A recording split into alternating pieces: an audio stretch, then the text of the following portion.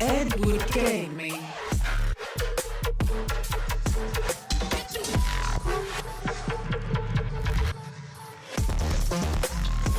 Sentinels.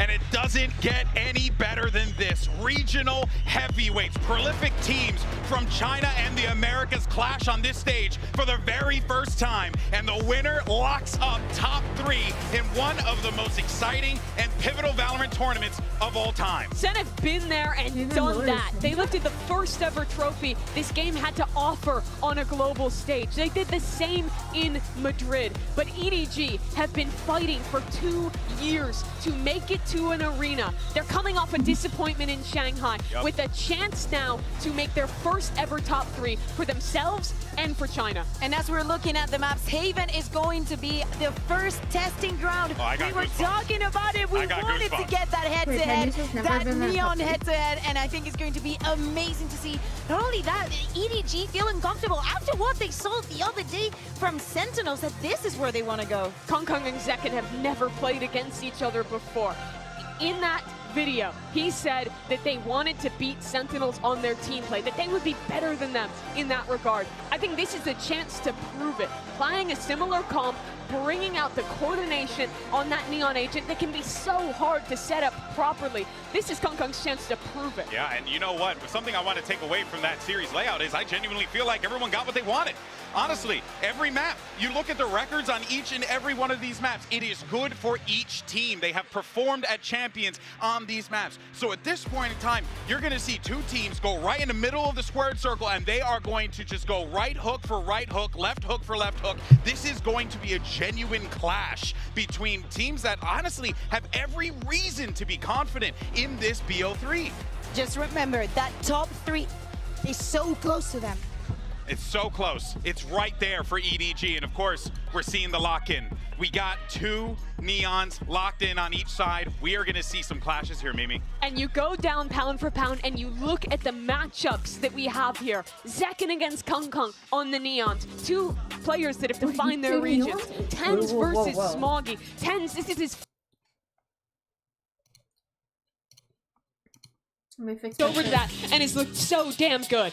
I want to see how EDG is going to deal with the aggression, like how they're going to be aggressive, how Sentinels is going to be shutting that down. That is why, for some reason, I'm just looking at Juncuity for this one, especially the first half. Oh, yeah. Well, look, let's get into this one, baby. We got ourselves a banger on our hands. And, oh, boy, look who's casting a Sentinels match. It's a contractually obligated Brennan Sideshow. Would you look at not that? just that. I mean, we snuck in EDG in there this time as well. We covered most of their games as well. It just so happens to work out this time around. EDG versus Sentinels. The energy levels, Josh, I mean, listen, they're all the way up here, and I feel like both of these teams are going to be able to meet that pound for pound, blow for blow on these maps. The desk has already kind of laid it out. It's a map pool where both teams are going to be comfortable. Oh, super comfortable. You're going to get some serious high-level Valorant here today. Assuming that all of the players turn up, because both teams like to stress each other out too. They're going to force gunfights at times, lean on that confidence, and your form needs to be good on the day. Gotta be honest though, the battle that's drawing my eye immediately is Kongkong versus Zekken on the Neon matchup. EDG are predicting a B round pistol here. You see them with nobody watching over towards A long as Sentinels were trying to sneak up C. The game was given away. Yeah, smoke is propped up in the face of Zekken, but it's still util ready and waiting over the shoulder. Here's the fault line. The relay bolt just ricocheting wildly. It's going to be that split in through, but still they don't have backside control. EDG making sure to flood in with a couple of players, but the pause is called and an evacuation by Sen. They don't want anything to do with the C site. Where are they going though? Because Kongkong waiting here on B. It's caught! No way. Sheriff in his hands. He felt like he was almost good for the one, but with him dropped, EDG gearing up for a bit of an attempt through this one, just biding their time, waiting in the smoke, and they hear the rumble of the footsteps. Nobody is going to be tested. A lot to overcome into this spot with the movement. Clean up and over, but here comes the pincer. Crunch from behind, EDG. Leaving no stone unturned. They cleared away mostly through, and Sassy's now the one who has to hold down the line. TenZ got stuck on that pivot. Sassy sees them, stun. It's a pixel angle that he's working with here, but the damage is being dished out. Sentinels Left scrappy, and it's down to Zellsis, trying to tap with the ghost. Not enough to cool down the weapon in his hand. Simon, the rookie, steps up, squares up, and seals up that opening pistol round. Was the stun from Zellsis not good? Or did EDG just hit 2 absolute banging shots there to take out their opponents on Zen? Tens got caught in that A-link pivot, but I think overall the macro ideas were good. Yeah, the stun didn't quite catch onto anybody other than Chishu. Even so, I mean, that's a pretty ridiculous kill from him. He's happy about that one. A great start for EDG. Both of these teams confident in their Haven gameplay. We've seen them both play Havens. We're really high level already in this tournament. I'd hard agree with that. I think EDG as well, they're trying to put that best foot forward. This is an important match for a variety of reasons. Listen, it's not just the biggest event of the year, but as the desk was mentioning, it's one of their best opportunities to break past that previous ceiling they kind of reached, I suppose, at other events where they've only got 5th, 6th. If you win here, you get that minimum of top 3. And they've never even been able to replicate that 5th/6th finish at a tournament. It took outrageous performances from Kangkang, putting on an all-star operator. Yeah. Attempt as well Spike down. from Sentinels to see if they can get that easy plant down, but it's already read by EDG. I think a really crucial strategic tool for Sentinels is going to be applying pressure to nobody. You see how he's just holding A long in this round on his own.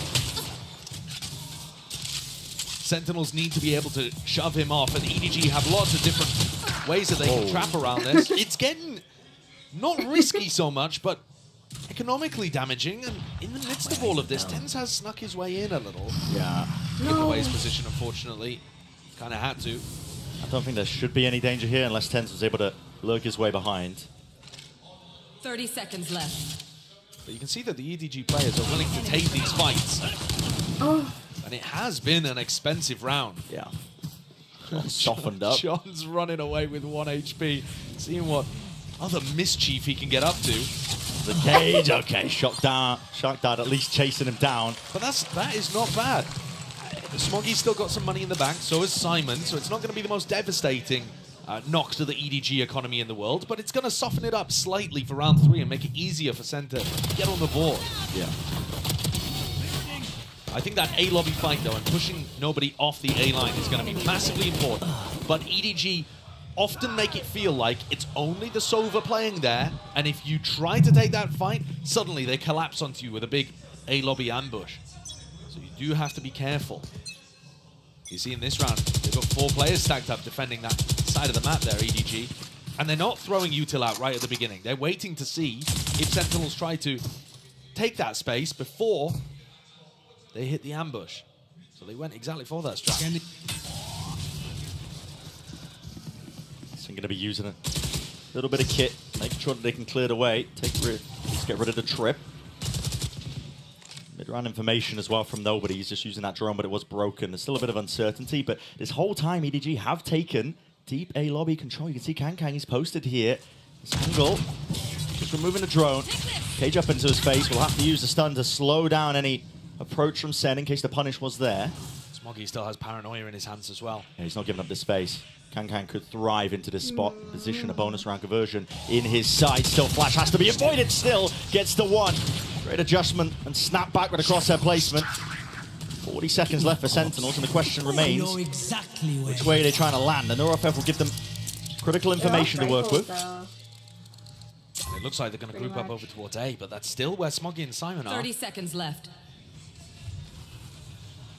No easy openings, 25 seconds left. Jump spots. Smoggy sees it, catching it. A lot of information gathered. Fault line is good though.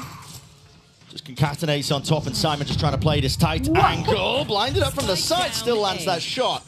Traded though, plant down for John QT, never to push this one back. He just shot like... Ridiculously good supportive utility there from Zellsis and Tens.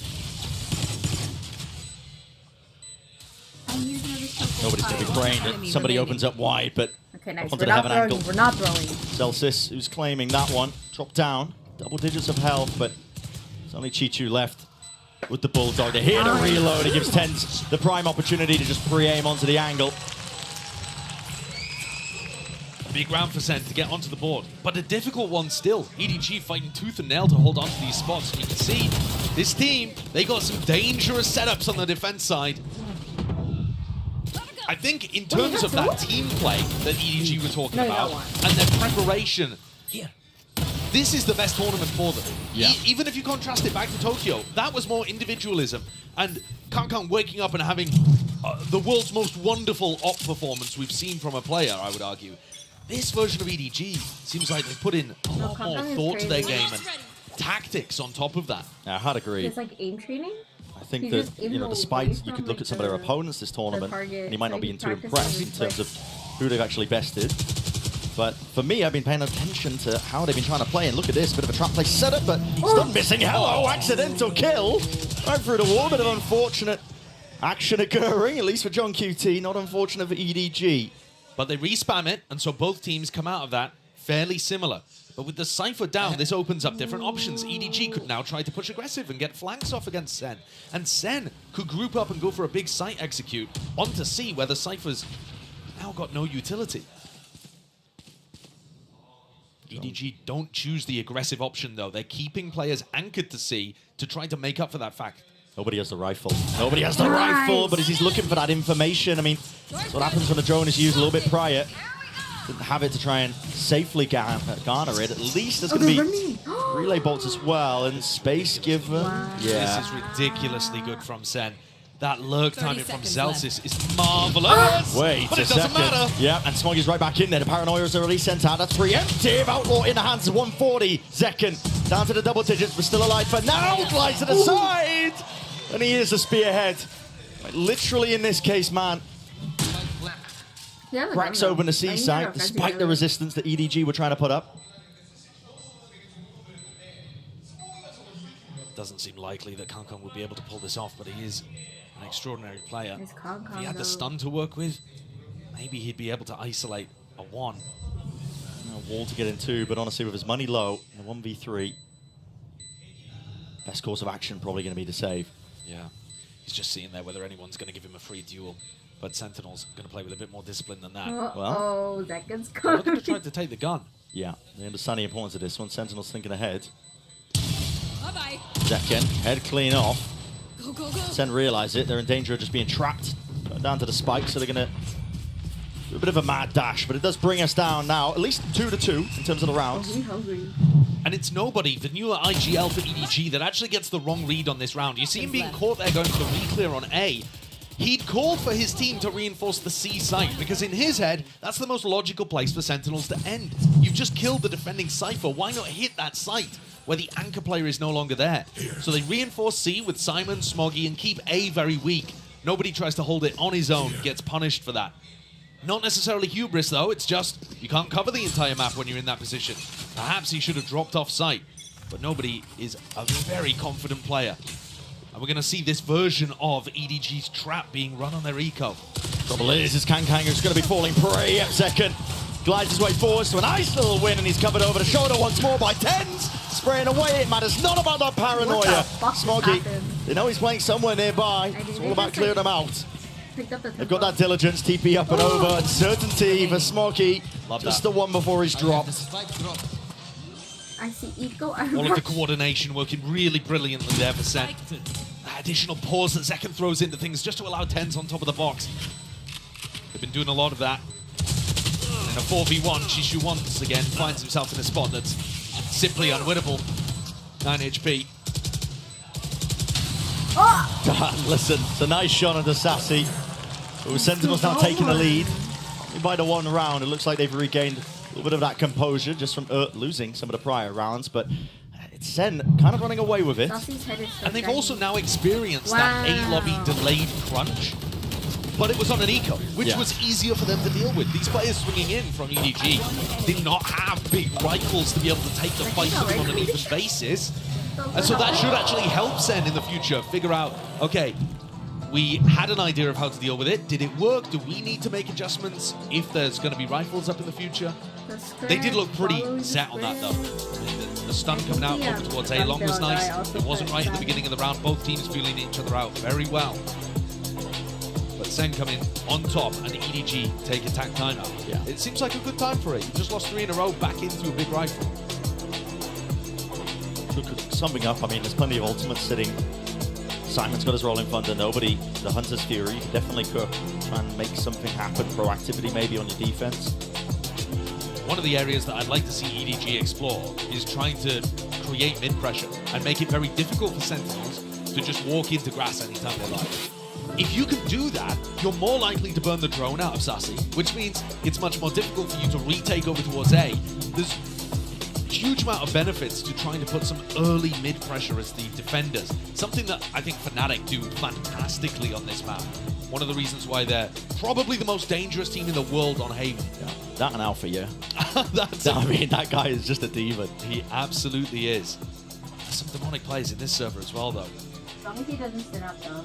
He stands We'll up. see if EDG can return that fire a little bit to make it even once more on this round right here. Sentinels, though. They're a scary team, a dangerous team over the course of this tournament. Low expectations, I think, overall. From outside the community talking about them. Absolutely, but I think that made sense at the time too. Yeah. They hadn't had a recent run of great form coming into champs, and they were the 4th seed. No other 4th seed even won a match. Bait and switch setup, fully blinded up there. Smoggy barely gets rid of the dart, so KangKang's not revealed in terms of his position, but Simon, I believe, spotted off into the corner. Wall up into his face. So tempted for Simon to swing that. Yeah, and Zekken, you can see him. He was holding, waiting, trying to bait him in. Drone to re-clear out through mid. EDG might be looking to try and cook something up. A re-hit here, through onto B after a little bit of a garage clear. Be a great idea here for Sen. But do they anticipate 2 players garage? It looks like KangKang should be trying to pull attention and disappear. There's 40 seconds left out. Some don't have map control over them through mid, and they are surrounded on multiple fronts. Simon's a little far away to deny this plant with his ult.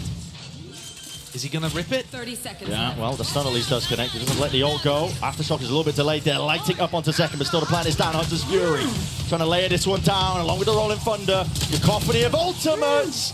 And it is coming up to fruition. JungQT holding onto the corner.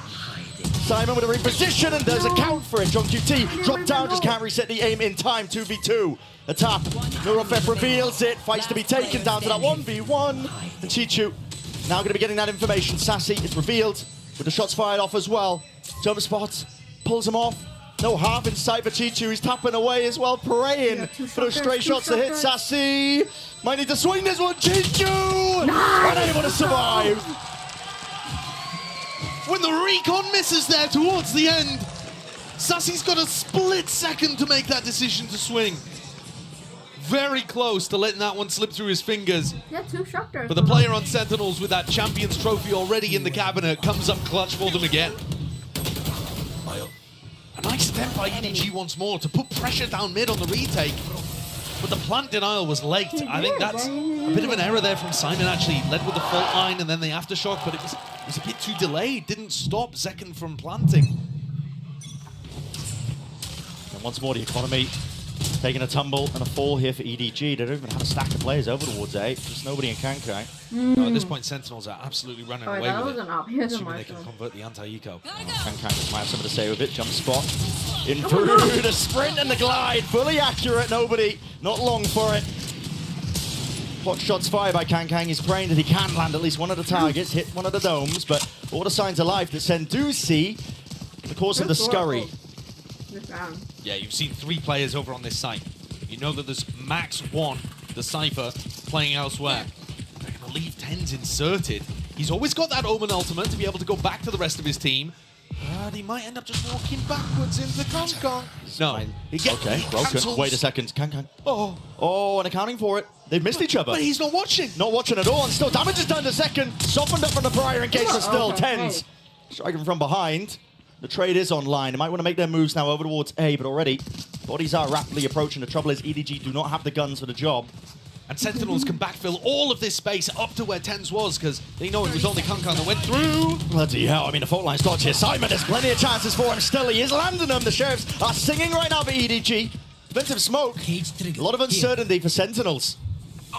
They can feel it. They're going to try and bail themselves out of this one. The Rolling Thunder is committed. Simon tucked to the corner, but stunned out. There wasn't much he could do into that spot. So Sentinels were pushed into a tricky situation, feeling the need to offload some of those critical logs to at least find a way to win that. But that's very much a silver lining to a Dark Storm Cloud approaching for EDG. A couple of moments where Chaos maybe could have made the difference for them, but I think John plays that really beautifully towards the end. Cage inside the smoke, gives him sound cues if anyone tries to push, and then you see John ping out where Zellsis should ult. The IGL making the call. All right, we've got to invest this ultimate now. It's only me and you. Full play stack. It does make this round a little weaker, but Sen have showcased that they can deal with everything that EDG are throwing on defense currently. Yeah, the mid-rounding is definitely, I think, showing that Sen are currently getting the right reads into rounds, making sure to slow it down at the right moments, and then the firepower usually carrying them over the line if it does get tricky. I think I'm right in saying the only time they've contested C fully is when they went for it on the pistol round. Yeah, it feels like the pistol round, at least from my memory. I think the strat to winning against EDG Drone is used. just Hyper committed into A lobby, so Sentinel's going to be aware that control is given up to EDG. Certainly looking like an execute's going to come through here on C. Smoggy has his ult to try to reinforce, but is he going to be fast enough with a smoke? Not going to be broken here. The Hunter's Fury clears his way through and back and around here. The fault line was dodged by Chichu. Has found himself and carved out a little bit of a pocket and space to play around. Paranoia still here, but the aftershock is way too much. Just singeing his feet. Chichu just couldn't stand still amongst most of that fire. Second offloading it with the overdrive. Peppering them, some spray shots. EDG are going to need a pick to see if they can make this one doable. Zekin overextending ever so slightly, but still he's good for the kill as well. Now tracking! They just can't get a handle or any sort of control on him. It's precise. Kang almost there. Could have provided a chance, an opportunity, but Smoggy's been left alone into the 1v3, and TenZ picks back up that position. Low enough as well, but again, surgical by TenZ. It's looking like a great day for TenZ out there as well. 11-4 after only 8 rounds. That's pretty ridiculous. If you look at players that have had outsized impact, outside of just the main duelists, where you're going to see great performances from Kang and Zekin no matter what, if you look at who's had the biggest impact for Sentinels and EDG, I'd be looking towards TenZ and Smoggy. And the fact that they're on those smoke rolls, fighting against each other right now, gives you a great comparison. At the moment, TenZ is just getting involved in way more on the attack side, trading people out. Again, finding moments to dominate with his impact. His raw aim's so strong. And Sen are just going to disrespect the early A lobby. Util that was dished out by EDG. They're holding, considering, I think, and waiting to see if there is that re-clearance. Strong QT does need to be careful. Opens himself up to that angle there, but again, it's the weaponry. I mean, EDG have not been able to recover any sense of that. Nothing built up in the bank. See there, John using a cage again for the sound cues, making sure that he can't get pressured as he takes a little more space towards mid. They're being very cautious on these anti-eco Sentinels. They don't want to get tripped up. But it is incredible that EDG have only won the pistol and the follow-up. Where's the punish here? Where's the cover? Yeah, nobody watching, just in case that was that punish here. Chichu, a couple of shots, backs away with his life, but just pulling apart the EDG defense. Second, built up by the camp, stunned up at that. Unlikely to see that follow-up. Mortartime does get dragged down to the finer moments. Might see opportunities for EDG to strike. Aftershock pushing them back and away from the plant. Zellsis going for round 2, needs to be covered, and TenZ has it. Pushed up, high ground angle. Chichu dropped, nobody. Off onto the extremity, flawless from Sentinels. You can say that from round 3 onwards. They've always been in control. Have there been some dangerous moments where EDG have hit a nice shot, got into a good position? Yeah, of course. You're always going to get that with a team as good as EDG. And yet, Sen have sailed away. Clean swept the last 7 rounds in a row. Enemy remaining. Kang's finally going to bring out that operator. The economy's been damaged. Who is that? It's been in ruins. Yeah. I think the ones Just that are Kang, greatest it's double are up. the Double left is, up. Zekin's mom. Yeah, Smoggy. It's not round 12. They don't have money. Who? Sentinels, bit of early orb farming as well. See if they can get that rolling thunder online. Zellsis is now one away from it. And they have been prioritizing this smoke at the top of C long as well, which cuts off Smoggy's sightline. He's not sure whether someone's tucked into Cubby, as Sassy has. He also doesn't know if someone's going to peek him from the right or the left. It's a tough situation to play with the op. Yeah, and it might come down to reactions if he gets peeked. I mean, he's also going to get pressure from Garage unless Chichu can hold that off. Drone sees it. Op spotted. Out for Garage now. Pins to play by Sen. Try and make their moves in through the C site now. Ball cuts it up. You can see there's an awareness at the back of the heads of Sen. They're worried about this operator in play. At work. Paranoia is used to clear most of the way alongside the Dart. There's many waves of the util. Celsius with the plant.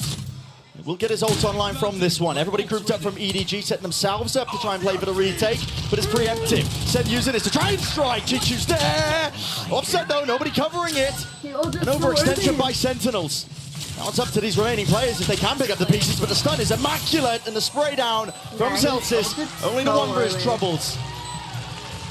If Sentinels had had any idea there was a double operator set up in this round, I don't think they would have gone for such an aggressive post-plant option. But they didn't want to allow EDG all of that util advantage. That's nasty. And that's a crazy double kill from Chichu. EDG have been waiting for a moment like that the whole time. And the double ops did not particularly contribute there. I actually put my escape Rifles in keeper. hand. And that round, Kong Kong actually had the Neon ultimate to be able to make up for it. When he goes for the retake, he doesn't have to just play slowly behind his team, holding angles for them. Now, however, you take a look at what's going on for EDG, and he doesn't have that to be able to back himself up. Yeah, use just in case they get overwhelmed and swarmed here. Just that EDG's defensive setup. Even B entirely open for the taking. Obviously, Sentinels don't know this one. I can't play right now cautious. because it's summer Beginning to so end in hot. most of these rounds as well. And I High can priority see to the try and break fireplace, some of this literally util a furnace. through, but the trip is spotted. It was a kill trip that And Chichu also, was I don't have hoping enough to play off Wi-Fi of. to But it's play back it. through the wall. Second movement is so nice in these spots as well. Jump peeking scenarios where he might be thinking about an EDG player tucked in an angle. So difficult to play a one and done against a Neon with good movement like that. Here's another Neon though with a big weapon. Let's go and re-exploring. Risky, but you're down so many rounds that sometimes risks need to be taken. Doesn't break down the drone. It's a fault line as well. Does catch. He's slowed down to a crawl cage on the cross. Sowing a bit of that misinformation. Sentinels trying to make it feel like they could be retaking over towards A lobby. Dart's going to be used side by side though, shoulder to shoulder. These players unaware that they've crossed up. And Smoggy now isolated. He's on an island through the back of the site. The util once more. It is impeccable. Trying to dodge and weave around from this play. Chichu and Simon now. It's a quick flood attempt in through the back. Picking up these rifles in their hands. These were the upgrades. Hunter's Fury scatters through. Fights to be taken by EDG. That could be set up for success on most of it. Sprayed down. And with the Hunter's Fury dropping John QT, it's another round earned. EDG can add that to the tally. Anytime Kong Kong gets on the What a sick defensive read by Nobody. I want to give him his credit here because he got the wrong read in a prior round that started this avalanche away from him. But this time, he'd already called the rotate over the C as he was smoked off. Drone had already cleared. Fault line. He knew, at least he should have thought, that Sen were starting to take space over on A. He just did not buy that at all. Was not convinced of what John had put together. Called his bluff. Hits everything perfectly. I'm trying to get fiber. The pistol round I and a don't few think I stray have it guns in my now. hand. Oh, what a shot! Kang. Kong Kong on the op. Flexing his muscles. Zekin. My god, yeah, Tens is as well, but they don't realize and anticipate. Okay, Chichu is going to get dropped here right through the smoke. CDG trying to attempt to flood their way through. Nora Effect reveals all. And Tens will make full usage of it. Paranoia. Connection. Movement from Kangang is the only surviving element. And praying for a shot to connect there to make it just a little bit more winnable. But for Sentinels, primed and ready for that 8th round. No. Just a shorty to work with. There are so many angles as well. It'll be worrying about the high ground where Tens have been perched up. It's a double hold out through the back. The cam targeting. You have to play into this round as a last chance in the half. Spectrum, I think they said they have like a monopoly on most of the neighborhoods here. He's been given nothing. They're not even like Toyed legally with allowed to have darts. fiber. He's having to deal with it all. It's all being dished out. One last hurrah by Sen. And that time, Bro. fully against him. A bit of a flourish, but still 8-4. Sentinels maintain that lead all the way for the first half of Haven. And it would have looked even more dominant had EDG not been able to pick up a really important pistol but like I'm at the paying start. $60 for the Tens lowest. continues like to the be cheapest immaculate Wi-Fi. in these rounds. The teleport with his ultimate, the back B, the kills through the smoke. He's untouchable right now. 17-7. Yeah, doesn't get much better than that. Leading the charge, kill leader in the lobby. Like $20, $30. Doesn't look like he's slowing down at all in the slightest. Like the government Absolutely incredible match so far. We're going to send it down to the floor for a nice little interview. Hello everyone, it's Bella back with the halftime interviews. I'm joined by Zekin's mom and Tense's uncle. Hello, 안녕하세요. Oh, YouTube is actually really first, Tense's uncle, you know, Tense is by far, I feel like, the most famous Valorant player in the world. What is it like having such a superstar nephew? 이렇게 텐즈 선수가 워낙 이제 전 세계적으로 유명한 발로란트 선수인데 이런 슈퍼스타 조카를 둔 소감이 좀 듣고 싶습니다. It's an honor to like honestly the kid's on a different level. I wish I could take some like credit for some of the skills he has, but yeah, he's different planet. 뭐 완전 영광이고 아무래도 뭐 텐즈 선수가 이렇게 잘하는 게 내 덕이야라고 조금은 말하고 싶지만 그냥 어나더 레벨 너무 대단한 선수라고 합니다. And do you have anything you want to add? I heard you can speak a little Korean. 안녕하세요 여러분. 제가 텐즈 삼촌 크리스예요. 텐즈가 게임 하는 거 제가 다 알려준 거예요. 감사합니다. 다 알아들으셨죠?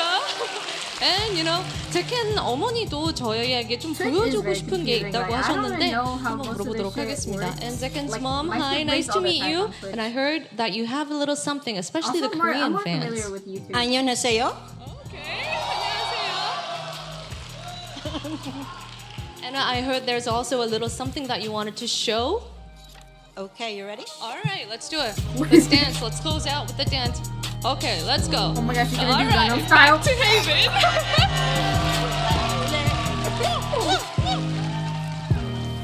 Where's Jen? That is just incredible, man. That is just incredible. Oh, that's killed me going back in. That has killed me. Okay. Sentinels. She's got better movement than Zekin on Neon. Yeah, man. Wow. Runs in the family. It's Tense and Zekin, top of their team. Showing no signs of slowing down. And this Sentinel squad, they have looked scarier as the tournament has gone on. The expectations, I think if you were watching some of their games heading into champs, wouldn't be too impressed with them. But they've proven that you cannot doubt this squad. They are consistently evolving. From game to game, yeah. The game plans, the execution of it, the teamwork, it's all looked extremely strong. In this round on the pistol, Sentinels expecting a bit of pressure over towards A. Every time Sen plays, they get Lotus. Like everything just allows them to play Lotus. I don't get it. Potentially cut off from the sideline though. Looks slightly indecisive here from EDG. They don't like the look of what they just saw. So perhaps this stack from Zen may end up paying off anyway. It's all just being quiet, silence. Jiggle spot from Zekin is the only thing to catch a contact of A short, and guess what? There's no EDG players there. It could work to their advantage, but... That paranoia looks like it's going to be huge. Yeah, not just that. Fault line, Zelsis. He's got it primed. So it's going to be used. An eye for an eye here with a U-turn. Oh, Kankai! Just an eye for an eye here with a still U-turn. surviving, still kicking. And he wants to take even more away from them. 2 removed before the trade is intact, but Zekin still here alive. Worried about this flanking play, but the adjustment is there, at least with the micro aim. Drops Chichu. He's still the thorn in their sides. The paranoia sweeping through. Zekin plays his life. Sassy opens himself up in through heaven. There's chances here and accounted for. Nobody's sitting in the trade though. Nobody. Great adjustment. They're aware that Zekin was playing down towards here. There was not enough distraction to give him an in. Win cons are narrow at that. Simon. Off angle, just can't drop in. One bullet will do it. Zekin somehow still alive in the midst of all of this. One's about to hard. Still the movement. Just couldn't escape and get out of dodge. Nobody. The bullet to the brain. Zekin falls. A 3-piece for him. And a pistol round for EDG. Potential now to make a bit of a comeback. Major round for nobody to get on the board. He was absolutely crucial there to be able to clean up. How on earth has he got John in that situation? Right kick demon. Nobody being able to avoid that trade that came from Heaven though, absolutely critical. Keeping himself alive so that he could trade out 1 second and short to close things. Drops. That brings the gap down to 3. EDG are going to make it. Oh wait, I think there's Twitch. There's Valorant Twitch. Cheeky. It is very cheeky. I love the addition of these kind of strategies that Sen have thrown in. They were doing this kind of stuff on Lotus as well. Smokes that go into walls, create small pockets for you to dodge recon utility. That's not going to be met. Sentinels obviously on their eco going to be trying to set up this trap play, but Your Q pop? EDG, unless they choose to re-explore over towards C, which for now seems unlikely. You never know. EDG playing with a lot of caution to begin these rounds. Why do I it's have somewhat them similar to what we saw from Sentinels. Cam taking drop contact activated. over towards grass. Okay, The wait, rest of the let me team ponderously walking towards Okay, B neither or one, A, okay. staying grouped up as well, making sure that Sen don't catch any of them off guard. I mean, apart from Chishu, obviously. Okay, Den and Kemba have that one.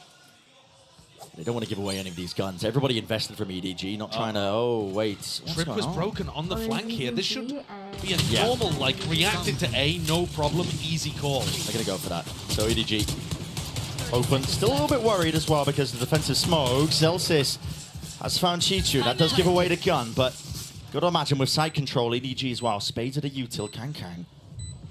They're worried about the flank. They're thinking about pushing spawn and flipping the map. They decide not to, and it turns out that's the right call because most of Sen are back. Time's going to start ticking here. An advantage should still be for EDG. Got the guns, 10s, okay. That's ridiculous. Zekin's been played in as well. All the crosshair placement being slipped up and around here. Kang is worried about these swings. No way, Sentinels can't be getting away with this. Off onto the flank, they double up players as well. Smoke once more, the dart has to be broken. Nobody's sticking this one. Sassy finally under the fuse, but everybody dropped. EDG. The House of Cards came crumbling down. Tumbled to the floor.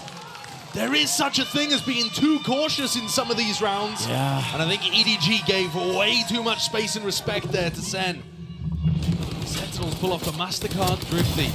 And first of all, they isolate Chishu, right? But that only gets them one gun. It should still be difficult for them to come back into the site. The rest of EDG had backed up, trying to play passive post-plant positions. And Tensors, I can just they'll immediately take that space. That's what I mean. Everybody's focus is on Tens when he TPs into the smoke that he just placed down, plopped down in through the middle of the site. The signs that like you can barely read. And suddenly, EDG's attempt to get back into Haven looks like a far cry.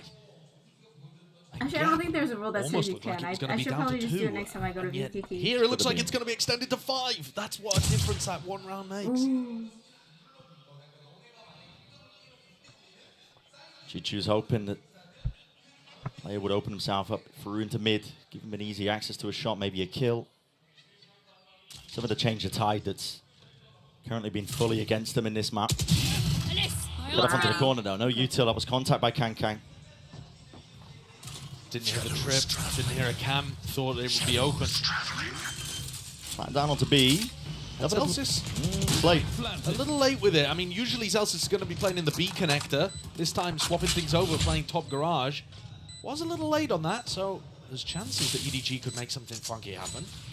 Smokey's going to go for that garage post-plant flank by the look of things. First wave used by Sentinel clears out the side as well, so they've got peace of mind. Zekin's sticking this, got half already. Aftershock a little bit late. Trip is nice in case they do extend themselves out and try and take the fight past this point of almost no return. Very weak wars, flimsy paper mache at that Smoggy off from the side, but Zekin cleaned it. At least defusing, sticking all the way while the rest of his team does press that advantage. So there was some level of danger. EDG get that plant down on playing the post from that spot. You get rifles online, and suddenly that round is super dangerous, though. EDG had some nice ideas about how they wanted to play the post plan. You know, the early garage information could have set up Smoggy. I really like Chishu's setup as well. He had Cam and Trip. That Trip is so tough for the retakers to deal with, but he got spammed through the wall, and at that point, util goes down. EDG, though, need to start putting this kind of stuff together on rounds that are super important. Those rifle eco swing round moments. They're going to take a tactical timeout here. The last one off the map to try to get things back on track. Wait, I like this mouse more than the Breaking one. It's going so poorly. I mean, I was so ready to sing the praises of EDG, I think, in terms of preparation they put in as well. I mean, we're always going to talk about individuals popping off. And the form has been there. I mean, Kang is sitting at 15 and 12. Right at the top. He's definitely been earning himself a lot of kills, but coaching staff of EDG definitely seems like they put a lot of emphasis into anti-stratting, making sure that they can pick apart what teams like to do on certain maps. But for Sentinels, this team that we've mentioned are ever-evolving, always changing it up, getting scarier and scarier. This cat and mouse game where you're just trying to play catch-up, some of the prep you might have done to anti them might not even be true anymore. Absolutely, especially considering that they've only played this Neon version of their Haven comp once before. Yeah. And they crushed. So they didn't have to show everything Such a cute mouse. that they have in the back. That is not on sale anyway. I think it's China Lily, maybe. Very much all in by EDG. Timeout has to be taken to convert at least this round. Everyone needs But on the attack side, you need Smoggy to start getting involved as well. He's been one of, if not the most impactful player for EDG in their run of champs. He's absent right now. Oh my goodness, okay. Also die. What even happened? Fast play. Rips his way past there. Zekken's going to be revealed up as well, but has to respect most of this one. Sassy trying to play with the drone that was used prior. Gets the tag onto the one, but pushed back and away. But a player dropped on the side of Sentinels. This is the opening that EDG were praying for. Kangkang's delivered them another one. Uh-oh. Second going for that re-exploration, looking for the info. Simon's tucked. Only the shoulder. Smoggy's there to supplement as well. Help him. Ow! What is that movement? Zekken just cancels it. Simon. It's an absolute worldie with that shot right there. And the reload bullet sprayed down to the bitter end. Simon quick to capitalize. Some incredible shooting to get EDG back into things there. TenZ is going to hit Oh, all no. of these rotates. Footsteps. He might be able to cut somebody off as well. Nobody was thinking about going through garage. That would have been a death sentence. TenZ is right here behind them, though. If EDG pause for a moment, he's going to have the backstab. Yep. That smoke at C is going to be fading. They are not going to anticipate this. He is so quick right there behind them. He needs his own smoke to fade. And it will be dissipating. Oh, it's about Simon! He's still there, though. This guy's been a savior for EDG in so many moments. The util just narrowly avoided. He's at the fault line. JohnQT still here. But enough has been done, surely, for EDG, and they know it. Doubled up high-low. Simon taking that point. 4-piece in the end. That's what EDG needed. Somebody else to come in and clean up what Kangkang delivers you with his opening fuels and his entry. How does he get that at all? Celsius should have been way behind the corner there. Wow. These shots, it's absurd what Simon's put together, especially when he's stunned up in the corner. Nice idea from Sentinels, but Simon rips it away. I was talking about Smoggy stepping up, but it's a newcomer that delivers that difference-making round. Yeah, and over the course of the tournament, Simon has just been impressing over and over again. Yeah. Heavy stack from Sen. That misses. Zekken gets onto the line of sight, but feels like a bit of uncertainty. Can't really take the fight that he wanted to here. The drone from nobody should be clearing, potentially. Might just be fading. In fact, it is. So doesn't clear into the corner. Hunter's Fury to push them back and away. One tag. Plenty more players where that came from, and it does soften up a few of them. So EDG feeling a bit weakened, but not deterred away from A. They've also seen Simon's ripping it on the fake. He's going for a fake here, just very much alone, just trying to cut that noise. The Hunter's Fury as well to try and sell this one. Players trying to be pulled back. Sassy, though, he realizes it. There's no follow-up off the back of it. Doesn't hear any footsteps, so Sentinels just contain that. Bring it down into the 4v4, slow it all the way down, realizing that they've lost control. But so is Kangkang, losing track of where these players could potentially be. JohnQT puts him in his place and spraying him down through the cage. All revealed with the Neuro Theft. It's gone tipsy-turvy. EDG. What should have been a great opener. They've overthunk, I think, into the round itself. Teacher's low, great movement. Slightly ajar, just making it so damn uncomfortable for these EDG players to stand their ground and take these fights. Sentinels up to 11. If they had a fade instead of a read, didn't really like the fake attempt there. I think it's far too obvious what EDG pulled out in that round. They're sending double ults, but there's nobody scaling off of it. There's no standard util at the beginning, like recon flashes, that kind of stuff. And on top of that, the rest of EDG weren't even set up to hit a site immediately. They were still making that migration over towards the C side. They weren't already in position to capitalize on the timing. Sen cleaned that up a bit too easily there. EDG's eco is... It's weird looking. I don't know if they're trying to half-buy or if they're trying to force it. What's Smoggy doing? It's all over the place. It's a bargain bin buy, but they're not on the same page with this one. Another fault line to set this up. Early angles from Kangkang, but he's revealed up. No one deals with that dart. The bolt and the stun just not quite connecting. Still, they want to square him. Simon! God, he's a miracle worker. Survives on barely a shred of health. As low as you can go. Cut noise now, go for the rest of the hit, but he has opened his sight up now. In and away, JungKook. Spraying in through the smoke as well. The slightest of reveals, and the bullets it's not quite landing onto KangKang, but eventually did enough here. Played Sassy in through, onto the flank, right through the wall. Lands it to the dome. KangKang's being dropped now. 3 versus 3 Sentinels. Still make a go of things here. EDG trying to make that play. Good trade by TenZ once more, but the smoke dropped down. Now with a paranoia, all added on top. Leaving it just down to TenZ, and he's doing damage right through the wall. Isolates the one for Bullet! Oh my! TenZ! He just will not be stopped! What a beast! Wow. What an incredible player! I already knew he was gonna win that. He's having a monstrous tournament. He has been performing at outrageous levels. The game against Gen G, his impact today, 21 kills across 18 rounds. And he's just saved them after Simon should have opened the door and made that one unlosable for EDG. One enemy remaining. One enemy remaining. Setting the angles perfectly, swinging back out. And Smoggy just cannot find a kill today. Another 1v1 kind of clutch situation that he can't win. Okay. Almost every clutch going away is Sen, almost every single round off the back of that. He also didn't have armor, by the way, Smoggy, to begin that round. Maybe that could have made a difference. For EDG now, frantic attempt. It's tap. Try and pull somebody util out as well. Fake the presence. Second. What? The cage helps him. How's he getting away? That's ridiculous. Glides himself back as well. And back and forth we go. It's EDG scrambling for a chance to get back into this. Second, he's still alive. Overdrive in his hands, and he wants more. Never bite of the apple. But discipline is called for in moments like this, and they temper the round down at that minute mark. Celsius, flash, re-exploration, re-clearing, double held though, and that is Sentinels getting ahead of themselves. It is good information, however, for Sassy to start pushing out. Could he be the playmaker here? Odin. EDG are quite trapped. They don't quite know where everybody is. In fact, they don't know where anybody is. Full map control lost. Sassy! Smoggy! No. He's watching for that peek. The slow walk around the corner. Finally comes alive in this 30 map. 30 seconds left. It's down to Celsius. 1v3 spam. Through into the smoke. Planned down from Simon, but the smoke was watched the entire time. Okay, they threw that. Smoggy's turn to really come alive. It's 4 kills from him in the round. They need that from Smoggy. He's been point. utterly crucial for them in terms of accessing their full potential. Almost doubled his kills. Second movement though is absolutely world class. And he's only played, what is this, his 3rd map playing Neon? This year? This year? Yeah. With new Neon as well. I mean, all of the stuff he did years ago playing Neon is it's not all that relevant anymore, to be honest.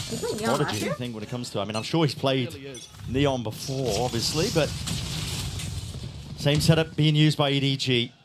Got to claw back these rounds one step at a time. Sassy, jump spot, gets that acknowledgement. And at no point can EDG make a mistake. One error, like Chishu walking in here, and it could all be over! Oh, no! Well. Chishu dropped. The flank opened up. Sentinels. Always Chichu and how I know that they can play this one nice and safe. Look at the retake cap. Broken. Nice awareness. Yeah, shock dart has to be used to make sure to get rid of that one though, but he planned down. Extension into the round, but this is it. This is where EDG make their stand. See if they can stay alive into this map.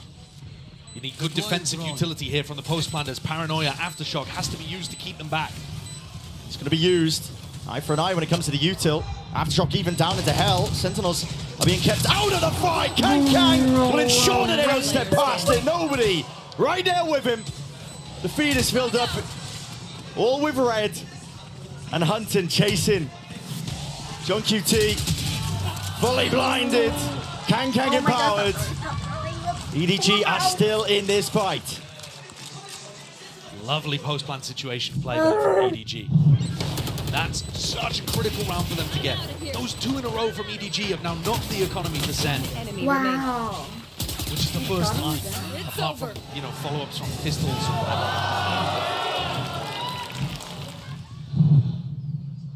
So those chances, 6 of them, first time out? narrowed down to 4. still can't afford to make a mistake. It must be flawless from here on out to get us into overtime. And we've seen, I mean, even if you think back to yesterday, G2 playing against Fnatic, they're having to be flawless in that situation. Wild things can happen. Oh, yeah. Triple spray downs, full blind, they can occur in games like this. So you never want to be in a spot like EDG currently is, where one big play or one mistake can send you rattling forwards onto Sentinel's map pick of Lotus. And all the pressure is on your shoulders. No more breathing room. EDG are one match win away from being able to get a top 3 spot. And not just a global event, not just a Masters event, a Champions. Something they never managed to achieve before. And that's top 3 minimum. Who knows? They could go further perhaps. And yet today, they haven't been able to access that full potential just yet. They're going to need 4 big rounds to show us what they're truly made of. With no room for error. These players, they've been in similar spots before. They know you have to take it one round at a time. For Sentinels, economy dropped all the way down. You can see it just from the 2 sheriffs that are being worked with. Do they have a eco-round strategy to work with here? Yeah, it's another one of those smokes that goes inside a wall, with the idea being you can dodge the recon dart, and Zekken can swing out from an unexpected position. He's also playing anti-flash in that spot as well, right? If Simon did go for that flash through bricks. But EDG not going to send with any pace on the anti-eco. And they have been playing these kind of rounds really slowly, very cautiously. Which does potentially open themselves up to mistakes being made. Sentinels are going for the full migration. John's heard the drone. The attempt to pull some players away, or at least nobody, they're seeing no signs of life. You feel so worried into this spot if you are EDG. Potentially even committing. I mean, full bodies, players making their way over towards the seaside. Guess what? Sentinels are ready to meet them. See if the weaponry does make that difference here with a stuns. Util offloaded into the corner. Kankang just can't really hold it down with a steady ground, but still, as the smokes fade away, overdrive! Kankang! It's galvanizing. An electric performance from him, still adjusting TenZ. Difficult shot for him to hit. Sheriff in hand, 4-piece, hunting down the remaining player. John QT quaking in his boots! But he will not give up that ace. I love the determination with which Kankang hunted for that one too.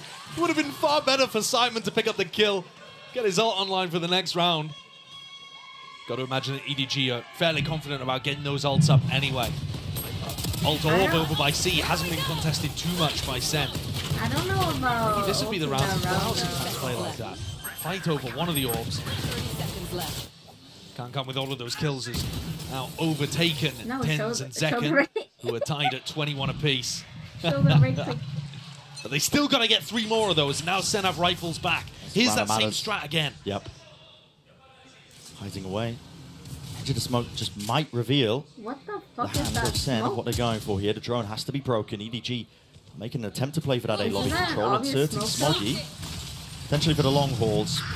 Util's going to be used, pulled out of them.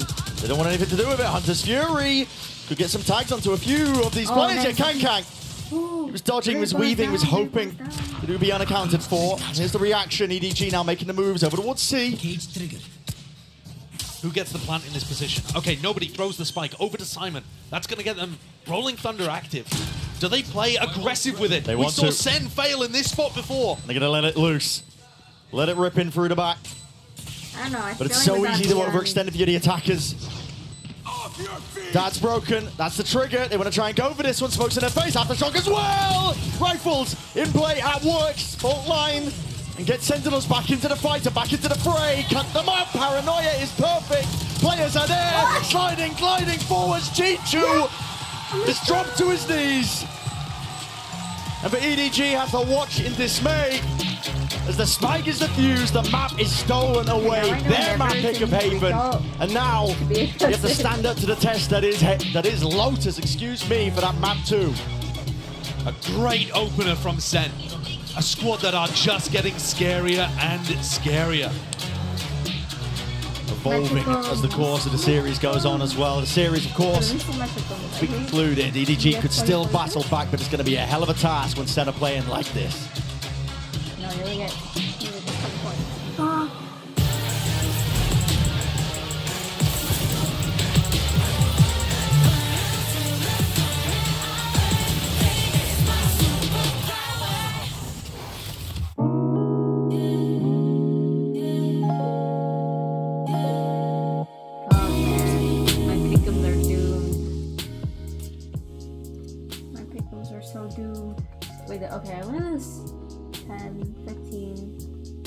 funny. I still have a chance. 20, 60. Oh, wait, no. 10, 30, 40, 50, 70. Oh, come on. 70, 110. Trade in any phone in any condition guaranteed and get $800 off the new Galaxy Z Fold 6. Only on Verizon. Red Bull gives you wings.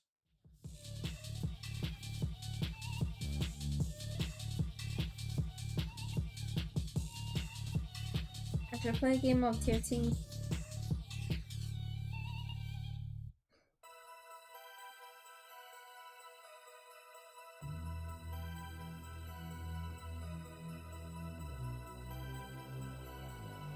Second small just secured the win.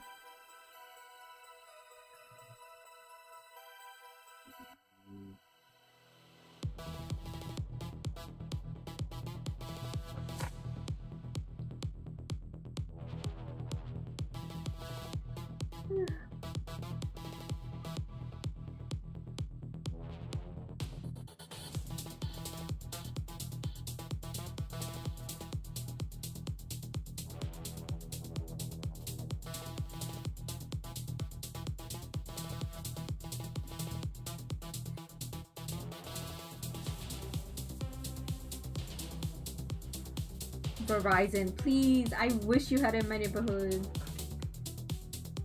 I think actually, let me try again. They might have updated it. I don't think Verizon's even available in Cali. What? I can't even open it. Wait, what?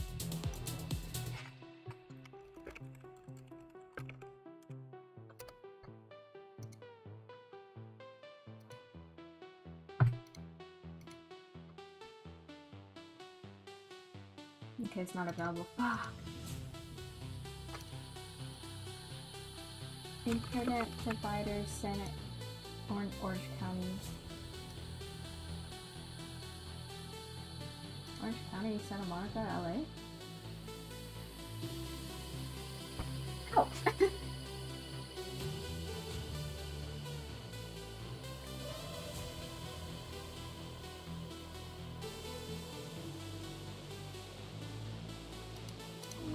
T-Mobile?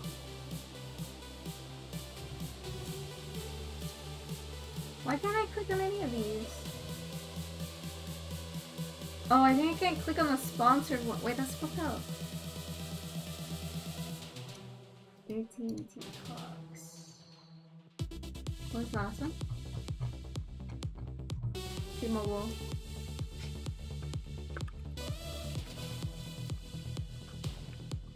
I have T-Mobile, just not the internet.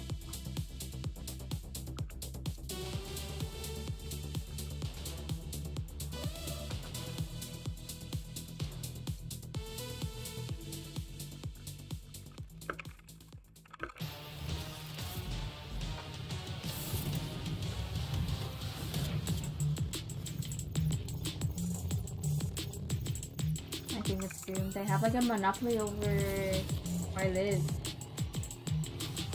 He's unavailable. Sentinels, they're on the board and now joined by their head coach Kaplan. Now, once you guys reached 12 points, it felt like it was going to be inevitable for you to take this map. But EDG, they were getting back into the game. So how did you guys manage to actually close this one out? Yeah, I think we did a good job with sticking to ideas from the timeout, being able to run them again, realize that maybe a little mistake happened or they didn't see the gimmick. We were getting a bit inconfident, a little hesitant. I was ready to hit another timeout and say, why are we not swinging them harder, second guessing a little bit, I think, with ults. But we didn't have to do it. We ended up closing out in the end, so it was good. And the vibes look great. How are the vibes with the team right now? Very good. Definitely trying hard to get this win so we can have a little time to rest. A little break before up finals. I think we're getting a bit tired, so. Coxon's 90 a month. All right, thank you very much for your time. Best of luck. And Sentinels pick up the win, and I think it's safe to say that that game was awesome. Strongly agree? I would agree with that. Yes, I would agree. I would agree. And what Coach Kaplan is saying there is so pivotal, because if you remember their run at Madrid, that guy looked haggard. They were playing every single day. They had to go down below. They had to play every match. And now here Sen have an opportunity to bounce back, win one more map, and get a break before the top 3 at the Inspire Arena. I genuinely thought we were going to have another member of the Ball Brotherhood. You know what I mean? Whenever I saw Kaplan, I was like, brother, hold on to it for as long as you can. But you know what, though? What they were able to hold on to were these incredible post plants that we were seeing from Sentinels. I mean, goodness gracious, Kakuka. They had full control of the site. And honestly, it was all based off of Zekin's momentum. This guy was unreal. Totally. But I think that the credit has to go to all of them. I think that, as I said, I think Zekin understands exactly what he needs to do. And when he has to overheat a little bit, you know, he has to be looking for this duos. He has to be confident enough to take it. But the plan overall on this executes was so clean. It was almost impossible for them to lose this kind of situations. I think that Neon is the mechanically most difficult agent to play in this game.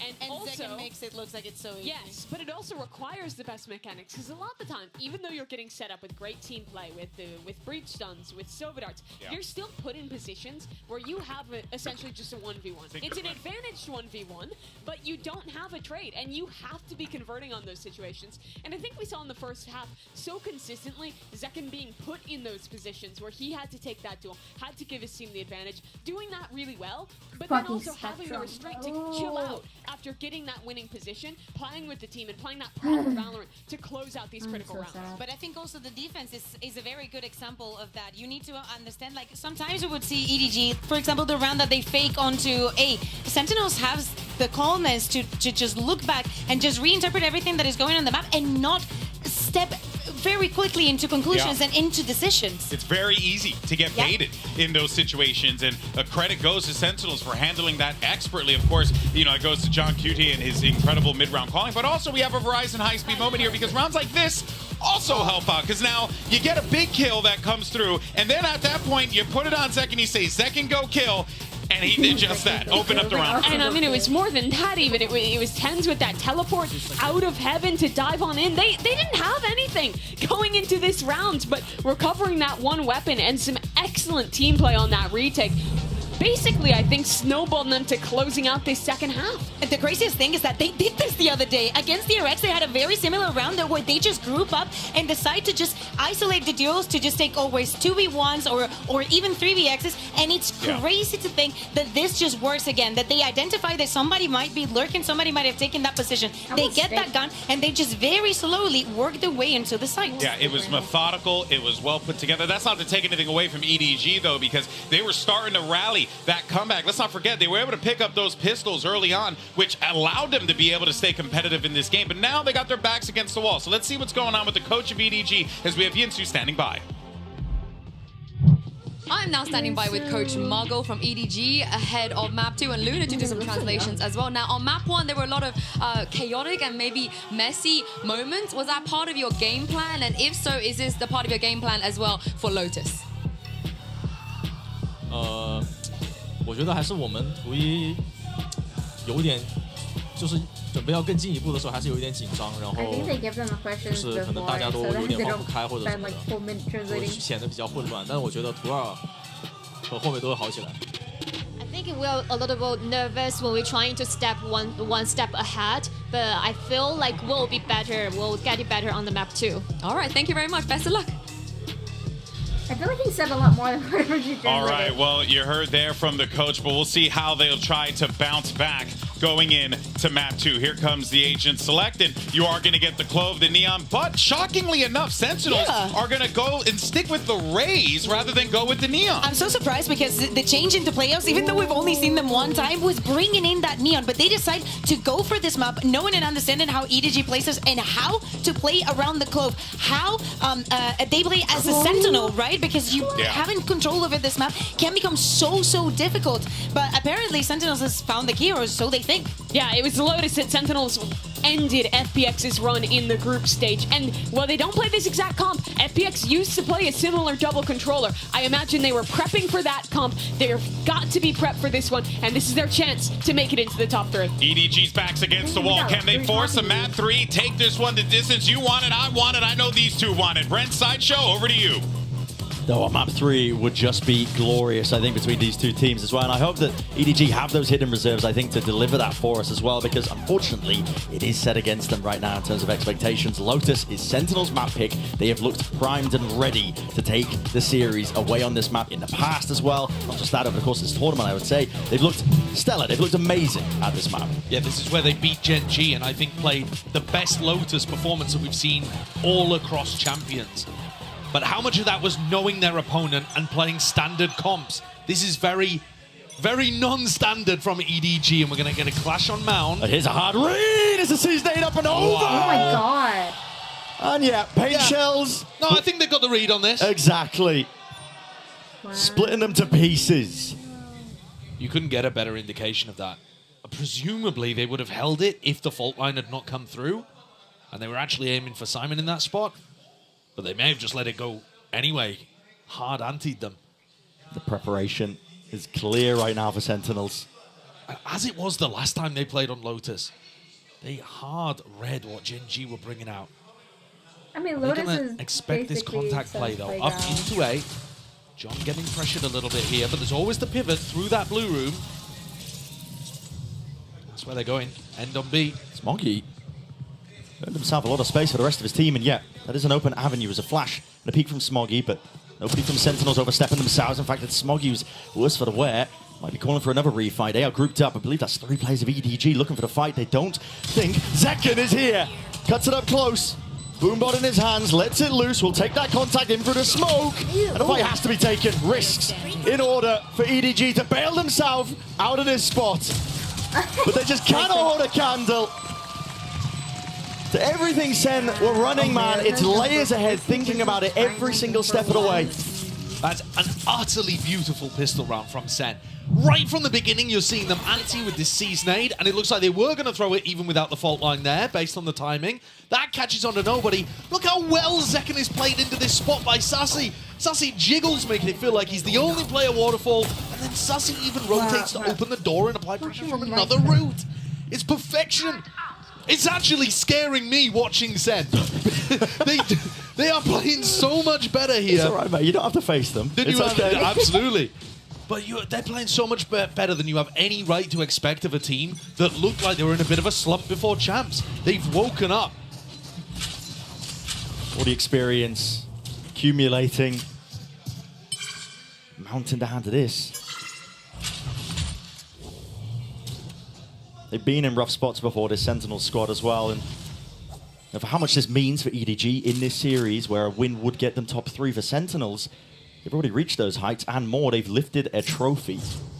They've been in these spots, and they know what it takes to win a tournament. On display, I think, from that preparation, TenZ doesn't overstep himself, just takes the one player. Kang drop down and out, Zekken with a re-exploration, realizing that these players are split up, and now it's time for a bit of orb farming. Zekken is going to want to try and potentially get that ult closer and closer to being online. Simon, tune him up. Nice crossfire setup with him and nobody, and it's brought it down to a 1v3, but with nobody low enough, as it is, Boombot spotting him as well. Did earn himself a gun and an open side onto C. May have been slightly overzealous there, that push out through the smoke on C. Nobody's a great player. You can't give him openings like that. I think the health is just too low. It would be such a task for him to be able to get plant down and a free pick and reset and win the 1v2. Welcome back. Can just get spammed through any box, any slight door frame. Nobody's just tapping this one with only 14 seconds left. It looks like he's just trying to save the gun. Trying to, yeah, save a gun, potentially catch that kill, but wasn't expecting to win that one, so he doesn't get away with a weapon either. And he puts the Phantom back into the hands of Sentinel, so Zekken's going to be happy he got that one at the end. This is another thing that absolutely blew Gen G away, is that Sen are so good right now at putting the right people in positions to farm the ult economy on Lotus. It's Zekken again. This is mirror image, although the sides are swapped, of what happened last time they played on Lotus. Zekken, I'm sure people are going to be calling for him to play Neon on this map, but the Raze ult is so powerful, and Zekken always is there at the tip of the spear on pistols and follow-ups. Oh, yeah. He's 2 away. I mean, it's called Showstopper for a reason. I think Raze and Neon both fun a lot. Heavily impactful. Basically defines the way that you do play the map of Lotus with this composition. It's very much all in, though, from EDG. In through B. Sentinels Give up this open space onto the site. Willing to try and play this one into the retake. With the bonus weaponry that they do have. They are grouped up as well, so 5 versus 5. Pressure here towards Heaven onto John Cutie, who only has a Ghost. That could be the win con for EDG. Making sure that they can dominate a portion of the post plan here. John, seemingly aware of it though. He just catches that contact and he makes the call that they are playing up towards Heaven. The question is, does Sen have anything to deal with it? Bullets flying forwards. Luck at a draw was what they were hoping for. Simon doesn't need luck on his side. Flex the muscles, flex the mechanics. And with that, Sen, round is dusted for them. What a spot to put your breach in. Yeah. Smoggy getting on the board early up as well. Helping settle those nerves. They need a big performance to come out from Smoggy, playing Clove on this map. One of the big reasons why you would make a pick like that. But until Smoggy starts putting up those big performances, Simon has been there, and he was there on Haven. Normally, it's like big impacting clutch moments or something that we've seen from Simon, but now he's just letting the raw aim do the talking, tucked into basically a one and done in that spot and gets 2. Here's a fight over towards Rubble. Okay, we have rifles. Sees nade prepped again. We saw the value that that brought on the pistol. Yeah, you might think as well, clashes might favor EDG into this spot, but all it takes is the one. They're going to make a go of things here as well. TP up and towards the top. The sees, I believe, was deaded a little bit too early there, so they give up that space once more. Fault line. Second level of things here for EDG, just in case there is that refight. Clearing most of this. Sentinels players, though, they're lying in wait, and the paranoia triggers the play. Still, Chichu still there! This guy ready to punish them for the hubris, thinking that they could take that fight open and out. Sassy going for that repeak. The trade not in sight. Players not ready to account for that one. Sassy's still here, man. Dropping himself back. Under 12 HP, but with 2 kills. Earned under the round, and under his belt, there's an opening now for Sentinels in the round. Champ's form, Sassy, is a dangerous beast. This is not guaranteed at all for nobody in Smoggy. Going through the back of the side, you can tell that there's still levels of unknown. Even the C's just use preemptively in case that somebody was in that smoke. They're worried about hard anchors. They're thinking that John could be in that spot. Sen have actually doubled up here.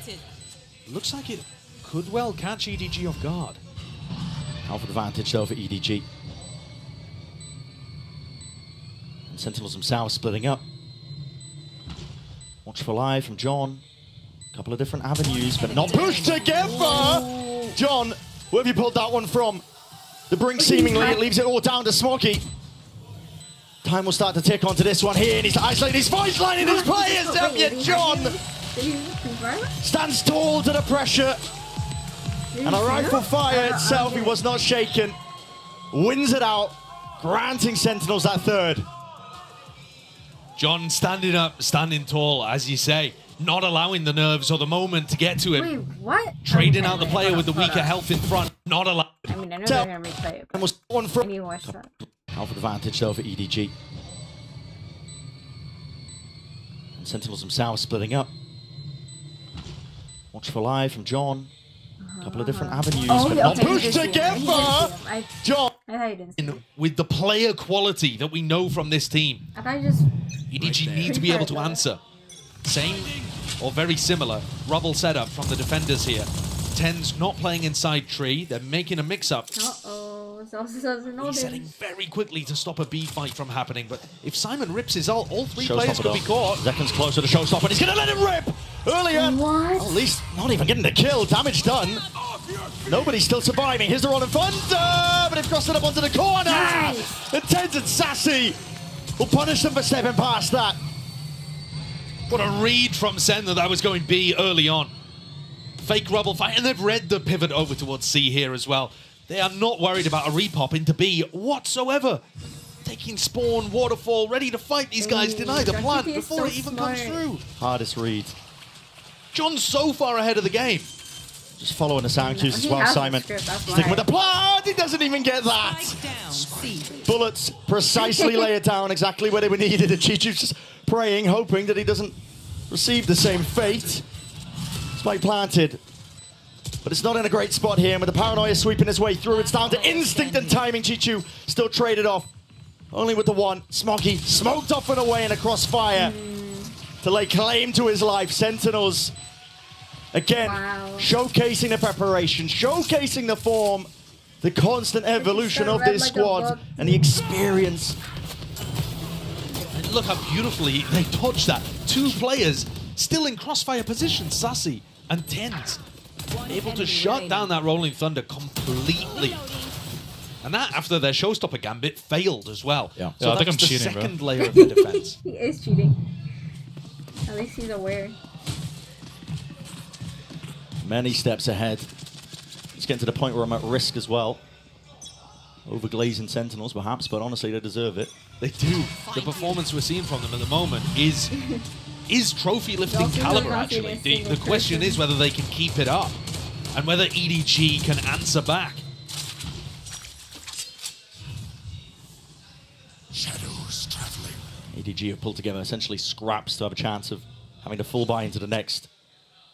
A-Control's given up. Sen, just looking at player positionings, they've got them surrounded on every front imaginable. The door's going to open up with the Prowler as well, but that's going to be broken down early. TenZ treating out through the back of the side. That is risky by second.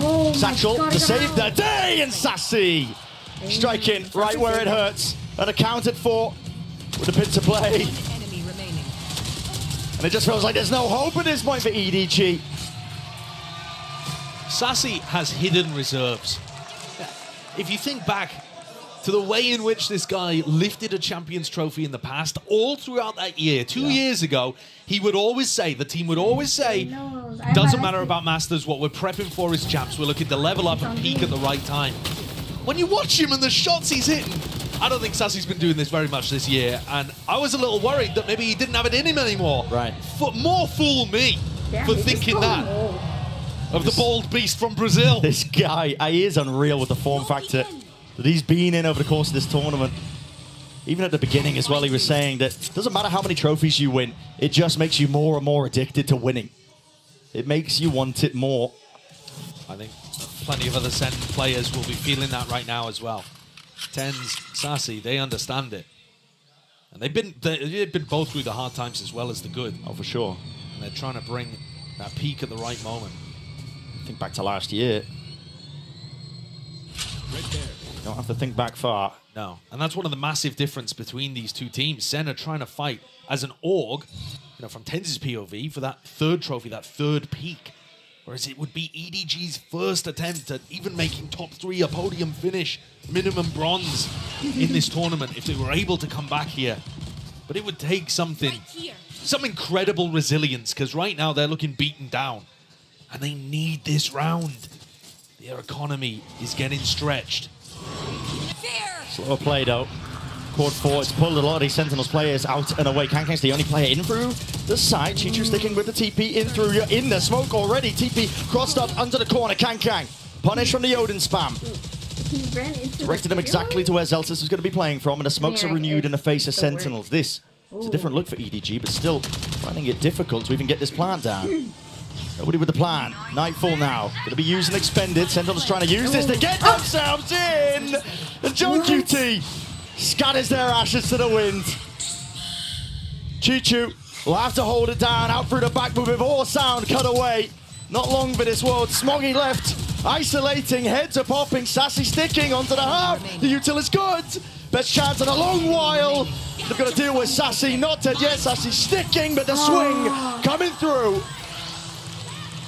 Yeah, I've been playing another round where Smoggy gets MPC. impact. I've been grinding this year. That's a huge turnaround from EDG in a spot where it looked like John off the back of Sassy's ultimate had done enough. EDG fight back, make sure that their eco isn't broken again, and get at least a second round on the board. Great punish from Kankang too. He's trying to give his team as many good opening opportunities as he can. That's more of that snappy aim that we've come to expect from Smoggy. Look good there in that position, anchoring towards water. And now big rubble fight again. Sen have not really wanted to opt into these, but they have been doing some re-clear strats. Tends to spot it out though. He opened the door himself as well to see if he could take a quick little peek. Like a gamble on his part with a pixel angle, but he's going to be retreating now. Throw into the back of the side. EDG, they want to go rapid. Increase of the tempo. Overdrive as well. That's put in a squeeze, and TenZ tested in that moment.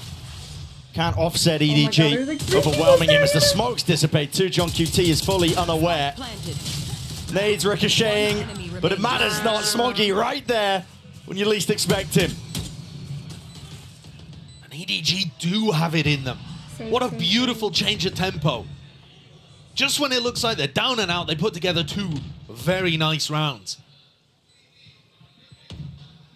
Utilizing the fact that Sen have been a bit timid over on Rubble. Haven't put together a round where Sen have gone for the full denial. Okay. Seen spots where Celsius has clutched in that position before, but he's got no hope here. He's just trying to hold on to that Phantom. It's his first kill, strangely enough. Yeah. 1 and 2. Sometimes that's the way of things when you do end up dominating, winning by such a margin that you just don't get involved into the fights. Other people are just doing it for him. Yeah. Keeps it to the next though. And this is EDG, I think, with that tempo increase. The prior round, if you remember, think back, that EDG did win. They started with a very slow default. Super slow. First minute, they weren't really doing much. I mean, they were pressuring towards A and C, making it difficult for Sen to get the read. He's going to tell them to stop being But that was a massive increase in pace. And Ten's got caught completely off guard there. John wasn't fast enough to make a decision about what he wanted to do, how he wanted to support Tens. And so the Omen Star for Sentinels was left adrift there on the A site. Kaplan's going to come in, add his own experience into the mix. He was talking during the coaching interview about how on Haven he felt like his team had done a great job of listening to him during the timeouts, taking some of the strategies he'd given them and applying them in the right moments. Yeah. They're going to need to do the same again to stay ahead of the game here. The second continues to be playing at an outrageous level.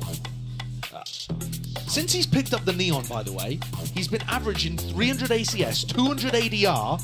In the previous map, he was 9-1 in first kill to first death seconds. He was 5-0 in first kills against Kankan. Yeah.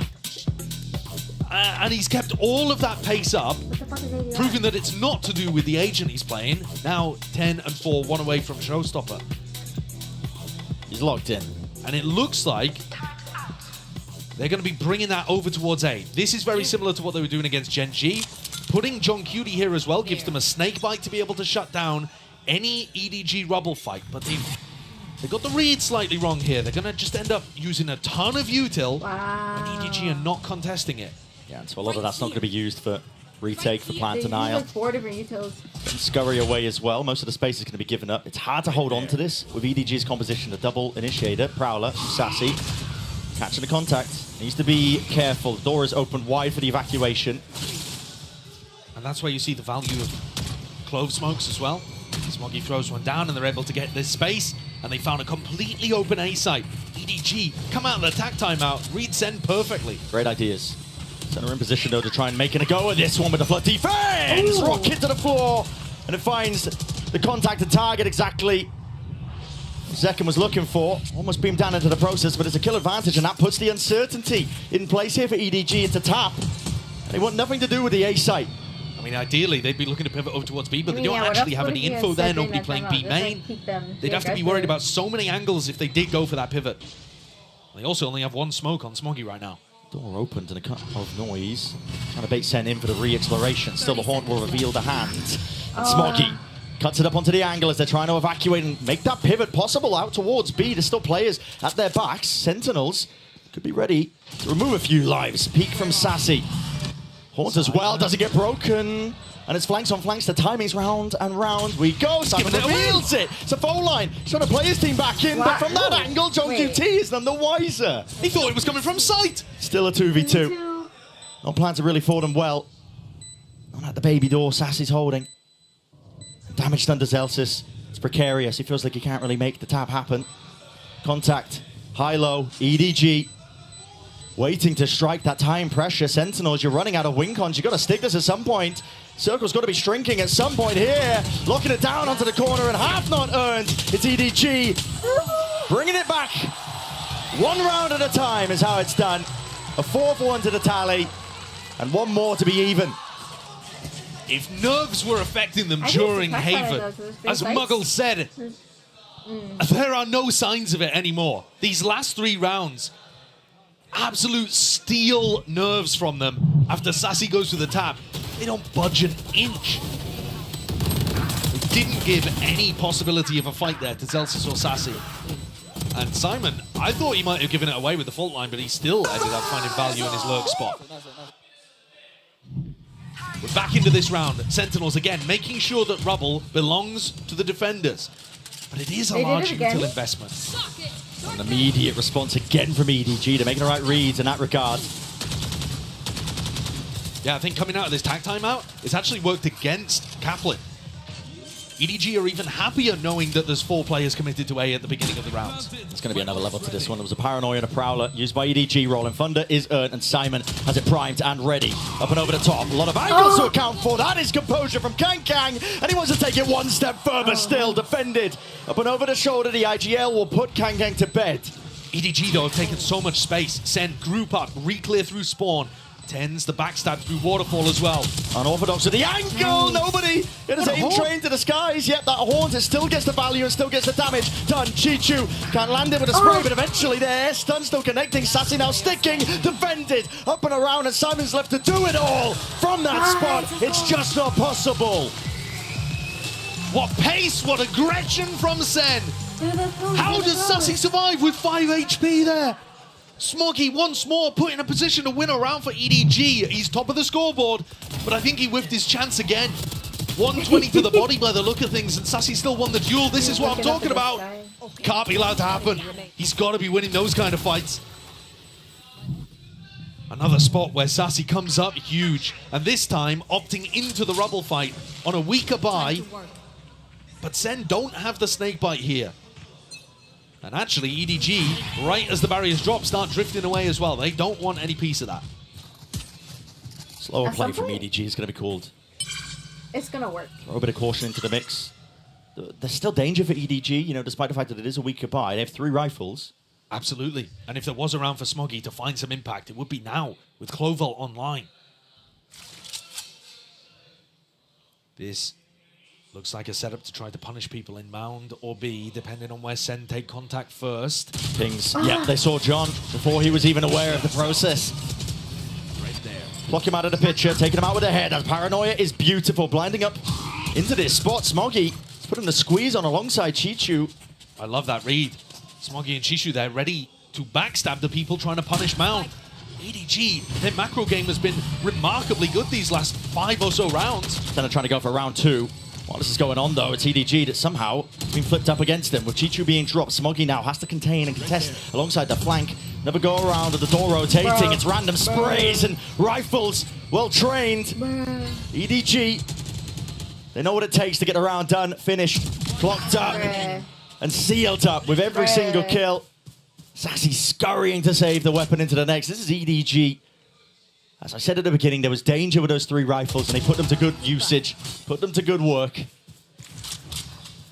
It's okay. And if Sassy can save this weapon and save his armor, there is a chance that Sen is still going to be able to put together a good buy. That's why it's so important he keeps the Phantom online.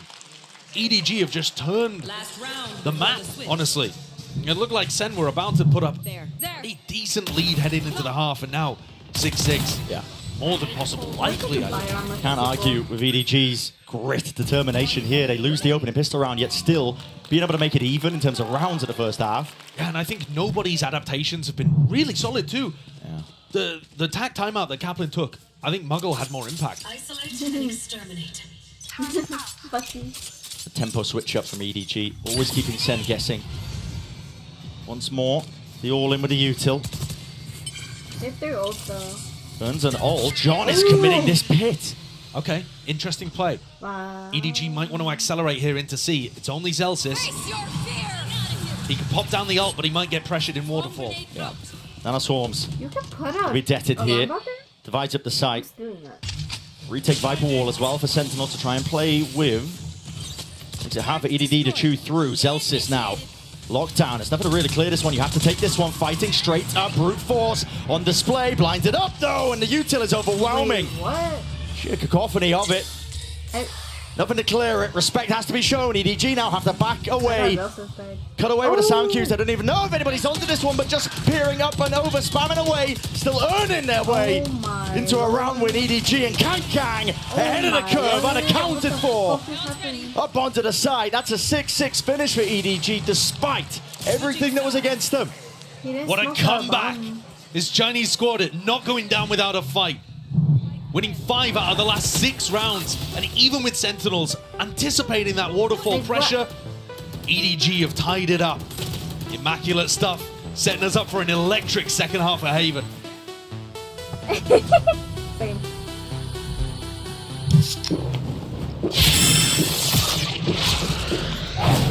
Red Bull gives you wings.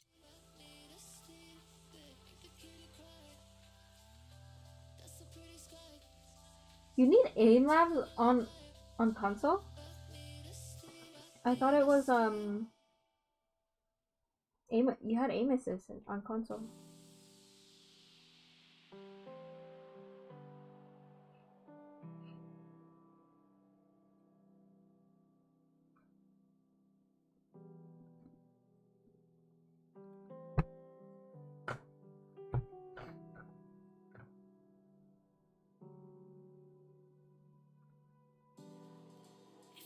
I need to do my dailies.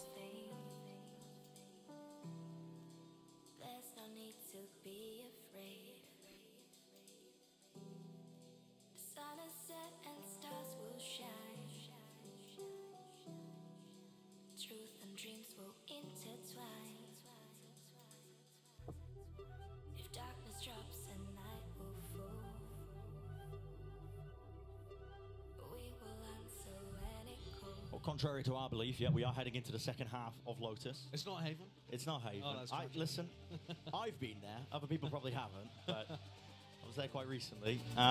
It's 6-6 though. This is EDG, and they have made a resounding comeback. They lose the opening pistol round. This is not their map pick of Lotus. Sen opted to go here, and they've looked brilliant for most of this tournament when they've played on this map.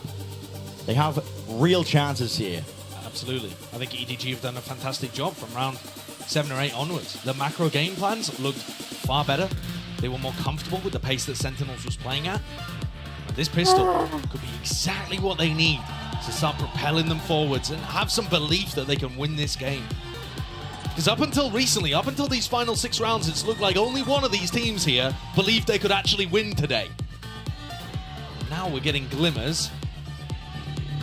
And we're getting Smoggy at the top of the scoreboard. You know, things are starting to work out again now. Double Sheriff on the pistol round from Sen. A strat that they've adapted and picked up from Gen G. Does give them opportunities to win fights long range very consistently. Sentinel's gone for slow siege. A nice hold to start. EDG given easy access over towards a Rubble 2. Chichu's happy to take up that space as well. It's going to be giving a lot of mid-round information over, but that's scary. No exploration, really, from anyone else on EDG. EDG do tend to leave the C site fairly weak. You can see here it's only Smoggy holding that down. Both not usually enough to hold on to a site all on their own. The presence. What a Prowler's committed over towards A. As the Viper Wall goes up as well, threatening that Sen could be contacted behind that. As the Viper Wall drops, EDG start to realize it's not A at all. They reinforce towards C. Is there a pivot here? Are they going to fake C and hit B? That would leave Kang in a very exposed position. Still Kang. Oh, maybe spotted. Yes, indeed. The season nade, it rebounds as well, but it's nowhere to run, nowhere to hide out against it. Usual combo. Unfortunate.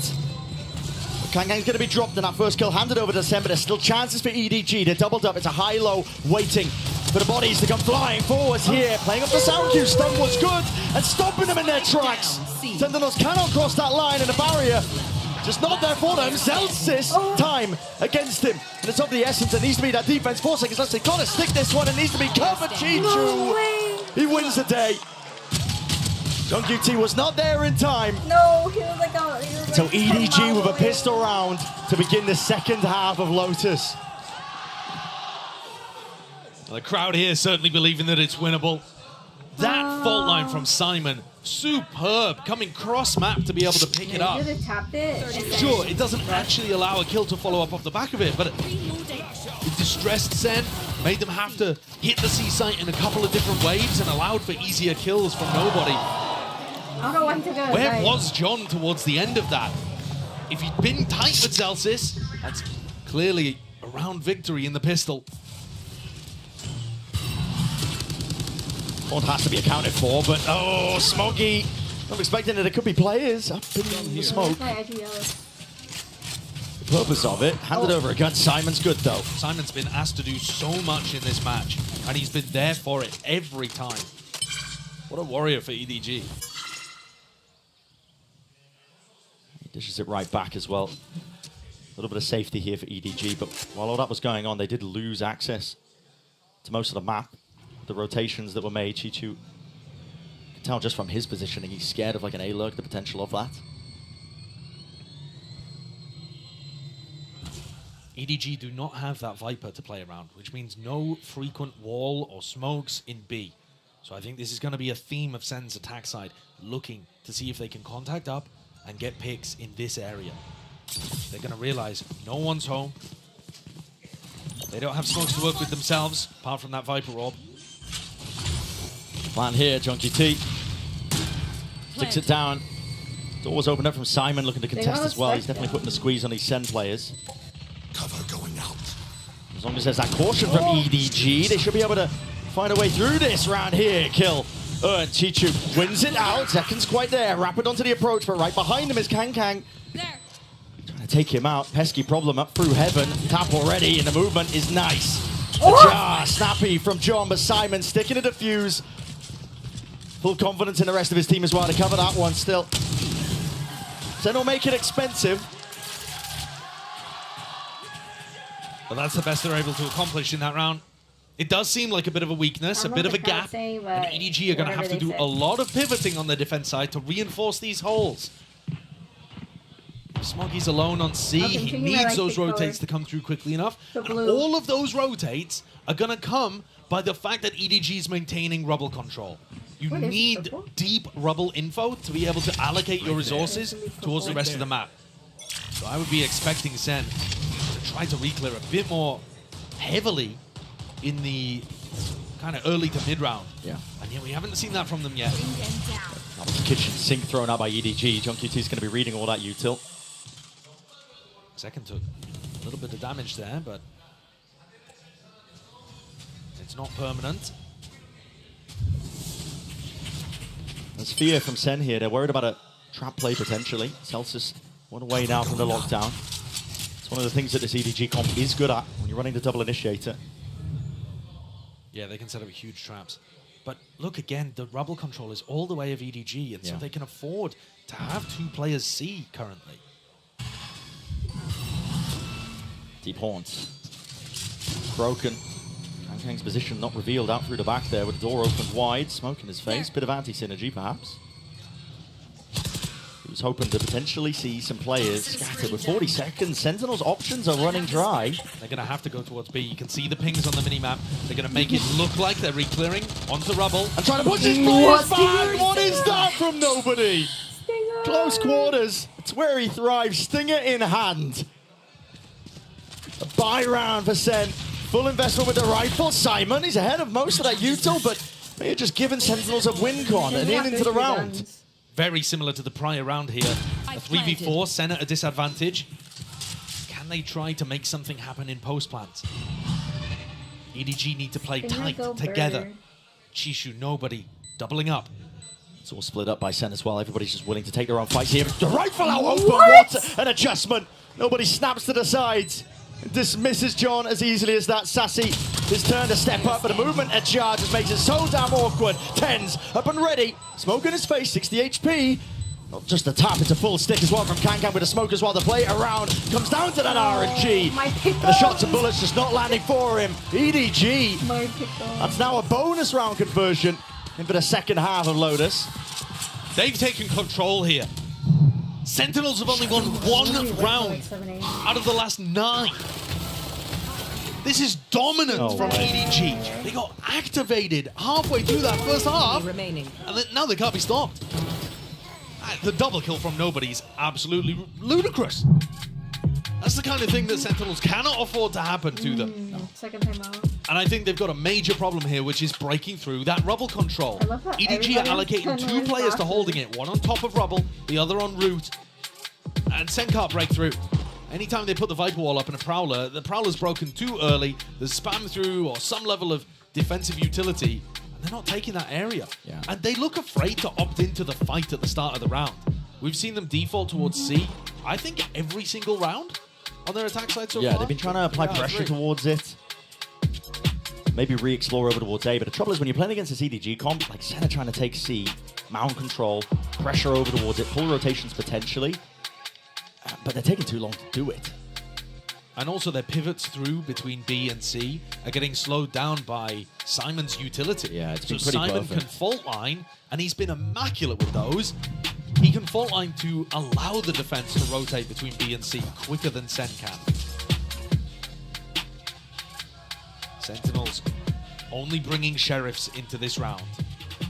Reggie looking to fight them in mound here. Pretty aggressive option to go for on the anti-eco, to be honest. And these massive ultimates for Sen not going to be used in this round unless they find that opening. This could go wrong very easily. Prowler catches up onto Kang. C's expended, Tens has the TP to evacuate.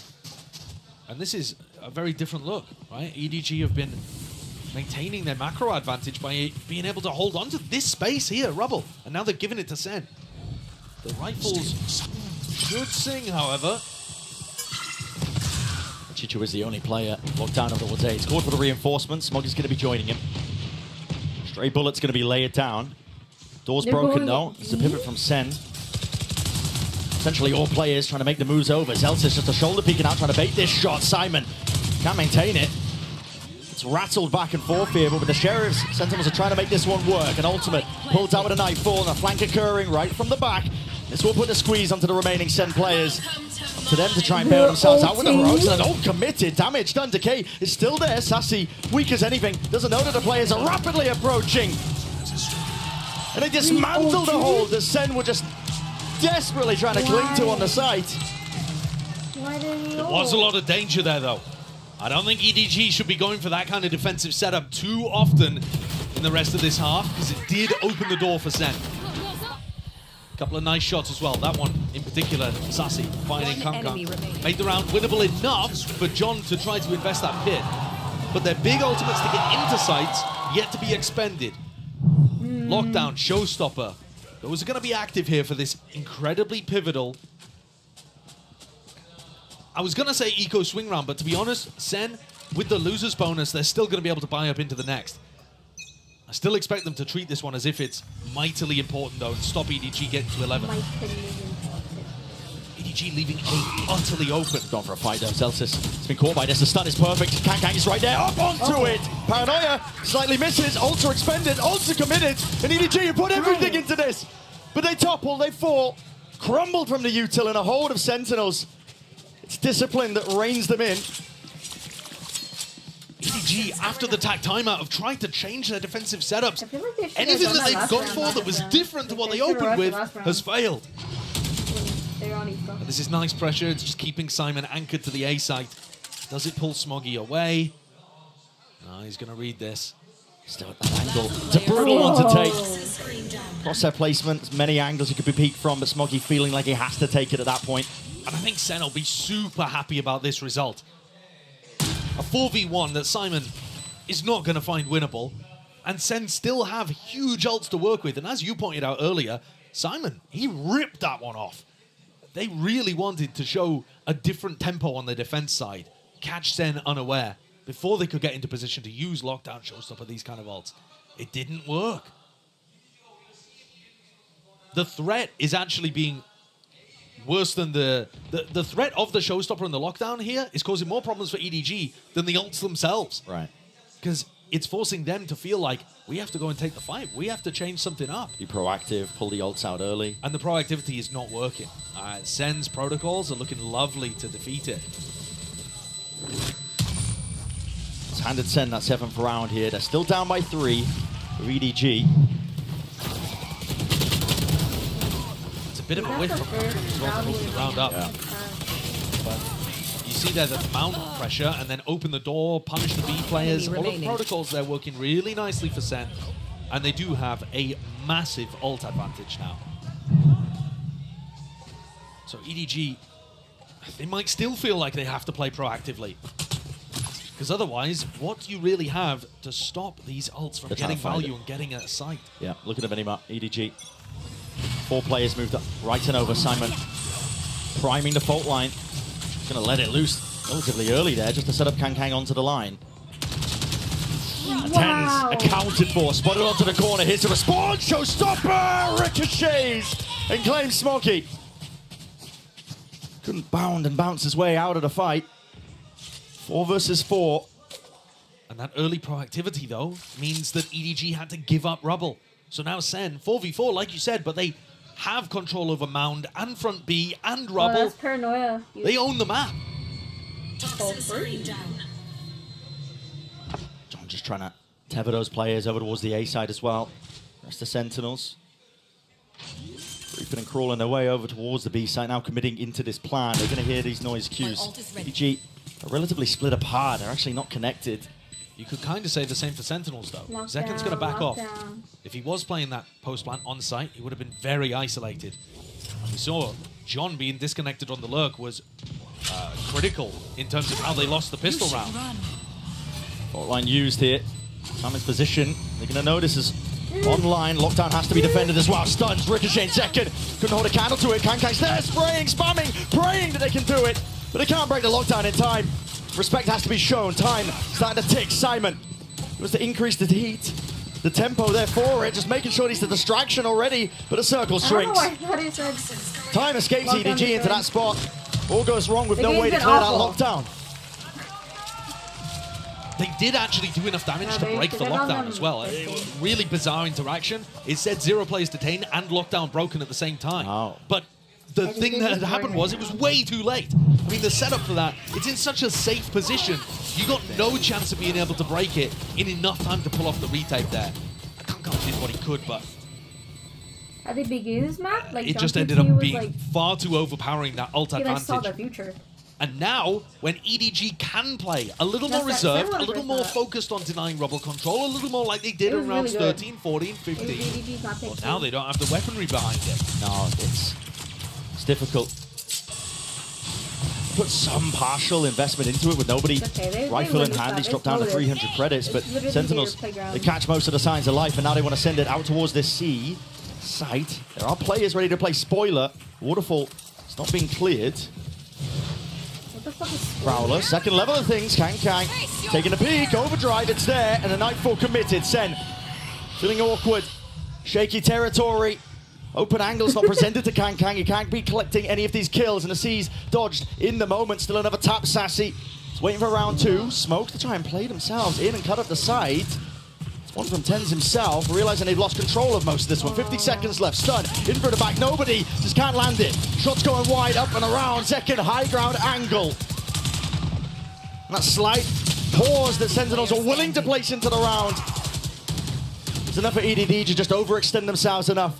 Phantom Hand getting slapped right back. Phenomenal patience from Sentinels. I don't think they had a way out of that to actually get the plant down if EDG continued to hold in the spots that they were in. But they baited out. As you said, that slight overextension from the retakers. And at that point, it's an eco advantage. Sen have brought this one back really nicely. The gap has closed to 1. But this next round, round 20, is going to be where EDG can try to fight back. Yes, nobody's hurt the economy for himself a little bit, but the rest of the players are going to have rifles in hand. There's no big ultimates available for Sentinels to disrupt things and give them easy openings to the site. GG can drop the rifle too. Right. So heading into round 20, this is where Sen are back to the same question that flummoxed them at the start of this half. How do you break through without having to rely on ults? Yeah, I got my schedule changed. I was like, EDG are going to take a tactical. I'm not waking up at 8 anymore. Just be calling as well for a return to what was working for them. I'm not going to work at 8. They could be, but at the same time, when you take a time out, it implies to me like you're going to try to mix something up. And just as we saw on that timeout in the first half of Lotus, where Kaplan hit the panic button and it actually favored Muggle, this could be another situation actually where you're giving time for Sen to come up with their own adjustment and try to get ahead of what EDG might be doing. Exactly right. 0 timeouts left for Sentinels here, so it could be that lifeline that's just given up to them. This is the way that the Olds play on Lotus now. The pressure back onto Sen. It is at 7 and you're waking up at 4:30. It is 2:53 a.m. A dry fight between the two teams. I would be expecting EDG to put heavy emphasis on rubble control, though. I think that was working really nicely for them. Nobody and Chishu locking down that area, posting one on root, one on rubble, making sure that Sentinels can't just contact Yeah, so you're staying up until 4:30 is what you're saying. You can also watch them on the minimap as well. Looks like early airport, signs that we will be seeing that. Yeah, but at the airport, on the plane. The fade util by the look of things. Now there is a horn lineup you can throw from B. It should end before 7, unless they're both go to map nobody's 3. gearing up for it. Okay, so they're going to throw the haunt lineup there over towards A. Make it feel like it's super heavy pressure. Wait, are you gonna, and we're back to what looks like similar stuff at the start of this half. Yeah. A rerun of round 15. Back to where we landed. Is there an airport next to you? Or are you going to LA? cover. But over the top here, nobody's off angle. Simon takes the peek here, bullet to the brain, but luckily the wall saves his life. I just looked up if there were any kicking other into the round. options See there, for Celsius internet. was anticipating the second player. And He there's thought he was literally pushing nothing. the moment. As soon as he spots Simon, he's They worried said that the there's stack like is on B. a And he'd 5G be right to think hotspot that. thingy that they could do. So now Sen are going for a But I reclear, feel like and this that's not as time, good. nobody's home. The stuff that was I gotta working go for to a EDG, setting cafe. up Yeah, let me aggressively, bring my denying entire this space. computer, my entire They've PC abandoned to a it. cafe. Just plug it in and just play Valorant there. Chichu I'll and bring it Simon. to Starbucks. Only 2 players sitting here. Reinforcements are called for. You brought your As entire well, he's going to be able to play this part towards A, but the door's in his internet face. cafes in America is probably hella expensive. EDG go for some kind of quick pre-take. If it was Vietnam, I would definitely go to internet. It's not the pace to do it. Yeah, most of it's going to be fading as well. Chichu does have that open access. Door's going to be broken down. Kang, he's already ripped this one away, but it's traded. In kind. Tens is there. Satchel play. Beautiful. Tracking. Chichu's there. Aware of the fact that there could be that second player. And drops Tens out of action. 18 seconds left. TP forwards, that is crazy stuff by Chichu, but honestly the pressure, it's all on Sassy. Reload committed, side by side, needs to play this one in, but the rest of his team accounted for, but time against him. It's only 4 seconds left, and at this point it's against them. They realize it. EDG backing away, nobody just has to survive, and it's a round win for EDG up to 11. Another situation where Celsius has to watch the round slip through his fingers. I think Grains of 40 sand cents an hour. fall away from him, and he's just got no hope. And if you do all-nighter, It's a slight spacing problem here. Tens isn't inside the smoke as Zeki goes through it. They're worried about somebody having dominated That's it from prior. 11 p.m. to 6 Tens can't a.m. quite swing through to trade that kill. It becomes So that's very like 7 difficult hours. for the superstar duo to get going. EDG make their way up to 11. This map is so winnable for pushers to Sunset. Order food to your, I would love for the Sunset to be the case. EDG have looked pretty good on the map in the past. Both teams have. It will be another banger. It's the door opened up by Sen, looking to clear most of the way. Front section of B. Hoping they can pull players backing over as well. Order food to bring to there. The reclears over towards A. Not being great from Sen. They've been great when players have contested it, and now EDG are. They've got fault line paranoia here. It should be very difficult for Sassy to even fake like they're taking this space. If it's 4:15 hours, trying to lead this one in with a Prowler in hand. It's util that's like one by game. nobody. If I could, you just Gets acknowledgement over towards C. The $15. horn wasn't broken. They know there's a player now. Out towards the back of the site. The snake bite flying up and over. Chichu, no choice now but to back away. Simon.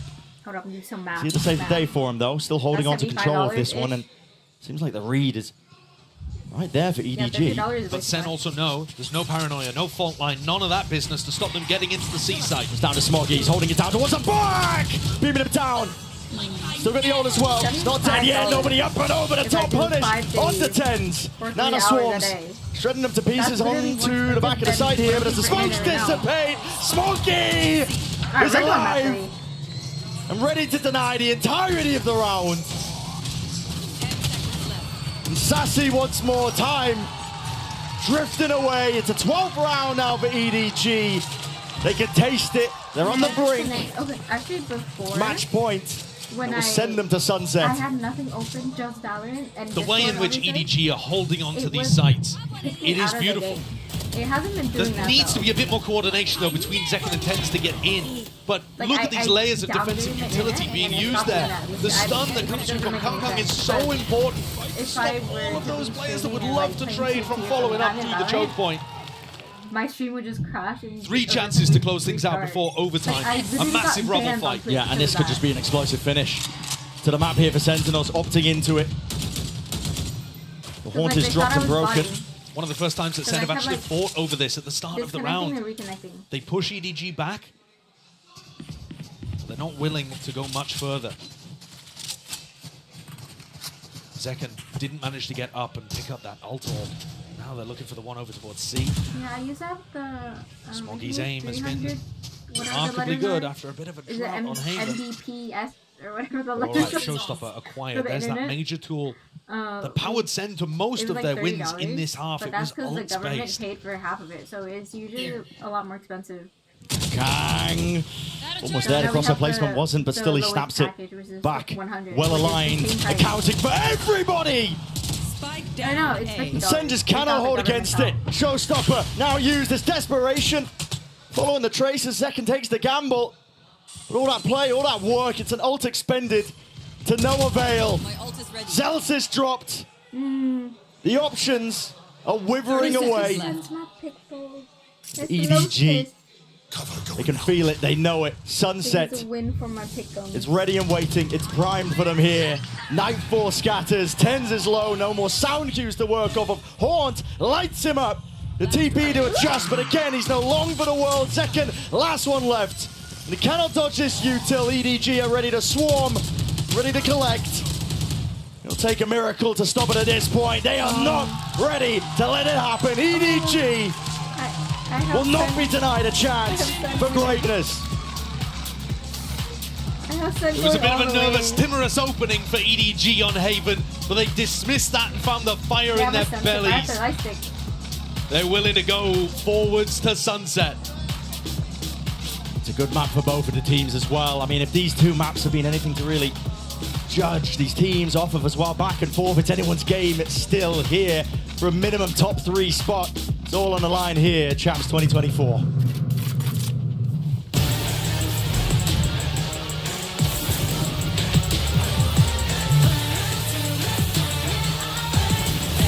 Okay, out of all the teams that went to Champs, I only really like Sentinels.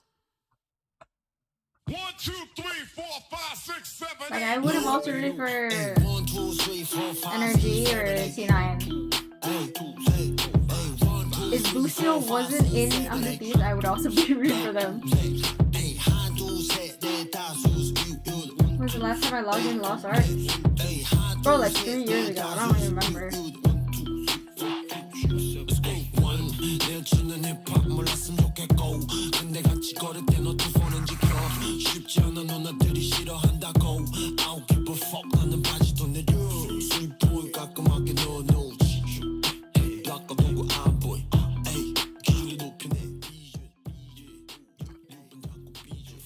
They always advertise the gaming chair, which makes me want to buy one.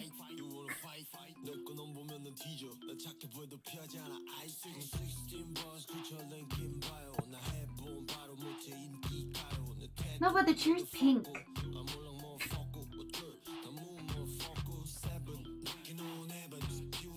The chair I'm sitting on right now is pink and I got it from Amazon. And it's breaking, it's like falling apart.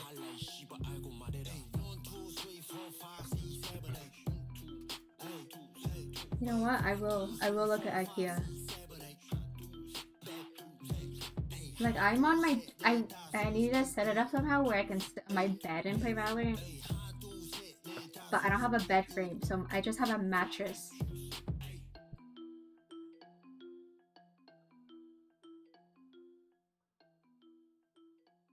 IKEA pink chair. What the fuck? Why is this one $300?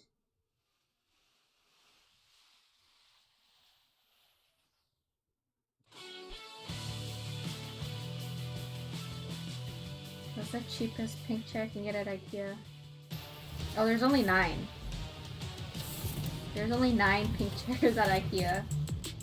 There's a high chair, I could definitely use that. A children's desk chair, I would also fit that.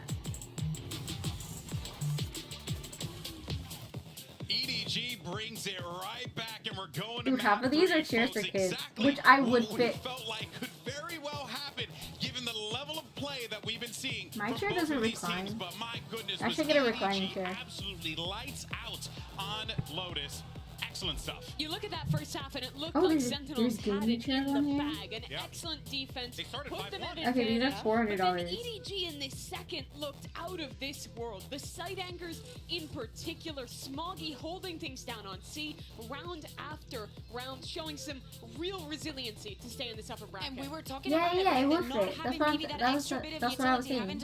Like I would fit all those shares. Looking those deals instead of just stopping them. Actually, them gaining a lot of actually being small is so good for your wallet because I can wear kids clothing and kids clothing is so much cheaper. Yeah, I mean, you know, there are a lot of these big plays that we were seeing, and honestly, you know, you get yourself, you know, there was a chair I wanted. There was a cinnamon roll chair. 6-6, okay, you're looking pretty solid, but what really impressed me, that defensive side, absolute shutdown. They could not get presence in Rubble whatsoever. They were just getting dominated every single time. That is a long ass Amazon.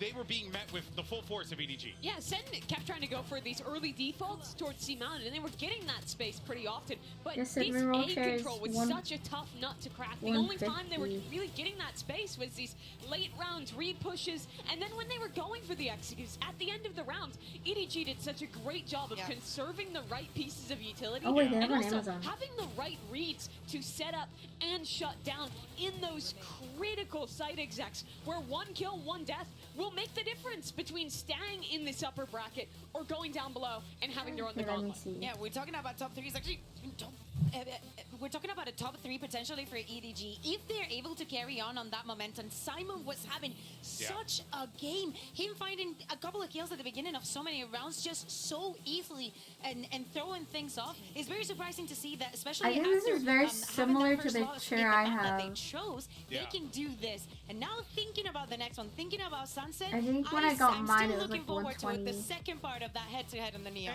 And honestly, you know, when I looked at the series layout and we got it in, I honestly felt as if this was anyone's game because it felt like everyone I lied. I got it for 90. Look, EDG, no slouches on Lotus. Same thing for Sentinels. There were no slouches on Haven. Same thing for Sentinels. I mean, like Mimi, this game has been everything. I feel like I should get a good chair though, because I don't want it to fall apart. Set up and get the job done kind of guy. I mean, okay, the chair I have now, I've had it for like 4 years. Lotus, but he was such an impact player. So it's pretty valid that it's falling. Also, I brought it from college to where I live right now. Is the reason why this win is all the more impressive. If you think back to EDG's previous top finishes, when they had their breakout tournament at Masters Tokyo, that was defined by EDG. The casters were talking about it. Kong Kong having one of the best individual opping performances we have ever seen. This shit looks so ugly. At a global event, especially since the chamber meta, it was the best we've had. This has There's a storage basket on the back. This run at Champions has been about the team, has been about them stepping up their macro. I get a backpack for my chair. Showing stellar mid-rounding despite coming into this tournament with a brand new IGL and a new rookie player on the initiator role. And they have looked good. If they are to win this final map and make their first ever top 3, I think you know what I should do? I should just wait until people leave college and just buy a gaming chair off of one of those people, because they sell like furniture for so cheap. Yeah, and think about also what they did in Lotus, like Smoggy playing on C, most of the things that we were it's seeing, ergonomic, but it doesn't look from, cute. EDG in the past, it's not like they reinvented themselves. I think that they were just going on with the idea of keep everything in the strats that we have, and that is exactly what they need for Sunset. I think that they need to polish a lot of things. Yes, Kankan being set up is very, very good, but what happens if he has the same performance that he's been having here on Lotus? Are they going to be able to step up, to keep having that individual performance and just swapping up the plans? I was gonna buy like a mattress, and it would be an amazing moment for EDG from someone, but I decided that was a horrible idea. Everyone was talking about how back they were, how good they looked in their early stages, debuting in these playoffs. After winning Masters Madrid, not even making it to Shanghai, and now coming back here and looking in a form that it seems achievable to lift another trophy, to go down to the lower bracket here, have to run that gauntlet again. That would make the chances of repeating a trophy for TenZ to pick up his third so much more difficult. It would be an absolute story, but either way you shake it, you got an EDG that once would come into these global events as wide-eyed, plucky, ambitious youths that wanted to, you know, push the boundaries, see how far they could go. Now this is a squad that can comfortably contend for championships. I personally feel that way. And then for Sentinels on the other side, they've been there, they've done that. They won Madrid. They see themselves, you know, potentially, you know, lifting a trophy one more time, but problem is that you're going into a Sunset that is genuinely. How much is this super both teams have. This is like what I said at the beginning. You go right in the middle of the ring. You throw a couple left hooks, a couple right hooks. It's a boxing match. That's what you want to see here at Kakuka. You do not want to see. Of course, you make that reference. You got it. Sometimes, you know, maybe I'll, you know, do a little wrestling reference. You know what I'm saying? Maybe a little Roman Reigns, Cody Rhodes in the middle of the ring. But here we go. Now we're gonna see things locked in, and we're. I think my art blocker is blocking Eddie Link as sponsor. I'm thinking about Sentinels. I'm thinking about Zek, and I know that we talked about it. The impact that he was having with the operator made DRX sweat, and they need to make EDG sweat if they want to take this and continue on that upper bracket. Similar comps. Biggest difference here is the KO versus the Breach. Sen is going to have a lot of set stuff. Zekken following up of Zelsis' stunts. EDG, however, is going to have a lot of information. The cross-map knives, the flash combos with that Sova as well can be really potent. They're both good. Okay, so the cheapest one is 300. Map, but there's only one which is extra small. That's right, Mimi. This is it. Who pushes forward? Which I would fit, by the way. Arena. Let's go ahead and find out. Send it back over to your casters one last time. It's Bren and Sideshow. That's exactly the case. Oh, I should have bought it during Amazon Prime Day. Shift the move as well as they fight for that trophy, but one of these teams is going to be able to earn that chance to even get to that point. Of course, there will be backup plans, I guess. You want to run it through the lower bracket, I suppose. Listen, Sentinels have been there before. Dude, I never checked those. Put yourself in. It makes a massive difference. Whoever wins this match, not only are you playing for all of that glory, you have 5 days off to prep and to ante to get that break that you, I'm sure both of these squads desperately need. Here on Sunset, we've seen some excellent performances from both of these squads. And slow and steady to begin. Footsteps off the back of it. He might just think it's... Yeah, false presence at that. Still, it's going to be Util being used to try and bail them out. It's Kang sends it flying with the rally bolt here. Stuns flying. Okay, with the right clicks as well. No kills to be earned. And a quick pivot over towards Market. They were not expecting to see Zelsis here. Up through the gut. EDG paving the way over towards the A site. John QT is going to be a lot asked of him. Smoggy is way ahead of the rest of most of his team. In fact, through the cage, almost claiming a second. But eventually put him down and out. Sitting back to the spectator seat. It's an open A site now for the plant. Simon commits to this one, but 4 players alive as Senene are grouped up with that pack mentality.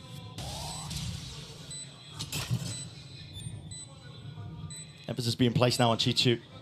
Second is low enough. He takes our first point, and precision is just unreal. Zelsis barely keep it all together. Dropped down to 48 health. A dart, a flash, all expended into his face, but the job is done. Chiju's done enough. Time taken away. An aid at the feet, isolating the fights away. It's getting tested. It's getting stretched, and nobody takes precisely the right moment to rip away another pistol round. It looked so dangerous for EDG when Kangkang made the hero play, trying to cut off the rest of the people in Boba, and Smoggy gets isolated. Both trying to be the heroes their team needed, and it was Jisoo that stepped up for 3. He's so solid in these positions. And it has been that supporting class, I think, today, Jisoo. Simon, who've been coming up big in moments to put huge rounds on the board. And that's a major one. EDG's attack side actually looked a little bit limper than I was expecting it to against Trace. They almost allowed Trace to make a bit of a comeback. That's such a weird word to use. And Sen were kind of slow to adapt on their defense side as well. When we flip halves, you're getting the best of both teams. But for this one, the door's open for somebody to make an improvement over what we saw previously and run away with things. Take the initiative, take the lead so far, TVG. Not feeling pushed back, honestly, from all the signs of life. I mean, the knife earlier on did tag onto a bunch of the Sen players. They know that they're stacking still. EDG not willing to be removed from this, but they still have about 50 seconds to work with. So, okay, fault line, refight, out and through with the Haunted to the back, but they don't really have the guns for the job. Chichu can just sidestep most of this. Sen are going to try and dish it out still with these pistols. Tens alive, Sassy follows up, blind. It's a bit delayed and late here from Smoggy. They still want to get active though. They know that everybody's here. They should be leaving. They should have left ages ago. And now when they finally make the maneuver, Tens is already reading it. He's already in front of them. That could have been a freebie. Could have been. 11 half. He's waiting precisely to strike where it hurts most. Smoggy dropped down and forced to watch in horror as his team and the rest of the round getting let loose and slipping from their grasp. Well, I mean, it has to be a safe one from Simon. Tucks it into the back. Sassy trying to get ahead of it. Seeking to delay. He knew the time pressure was of most of importance, but Celsius has been brought into it now, a 1v2. Maybe the nerves can be settled for EDG. He's had so many chances today, Celsius.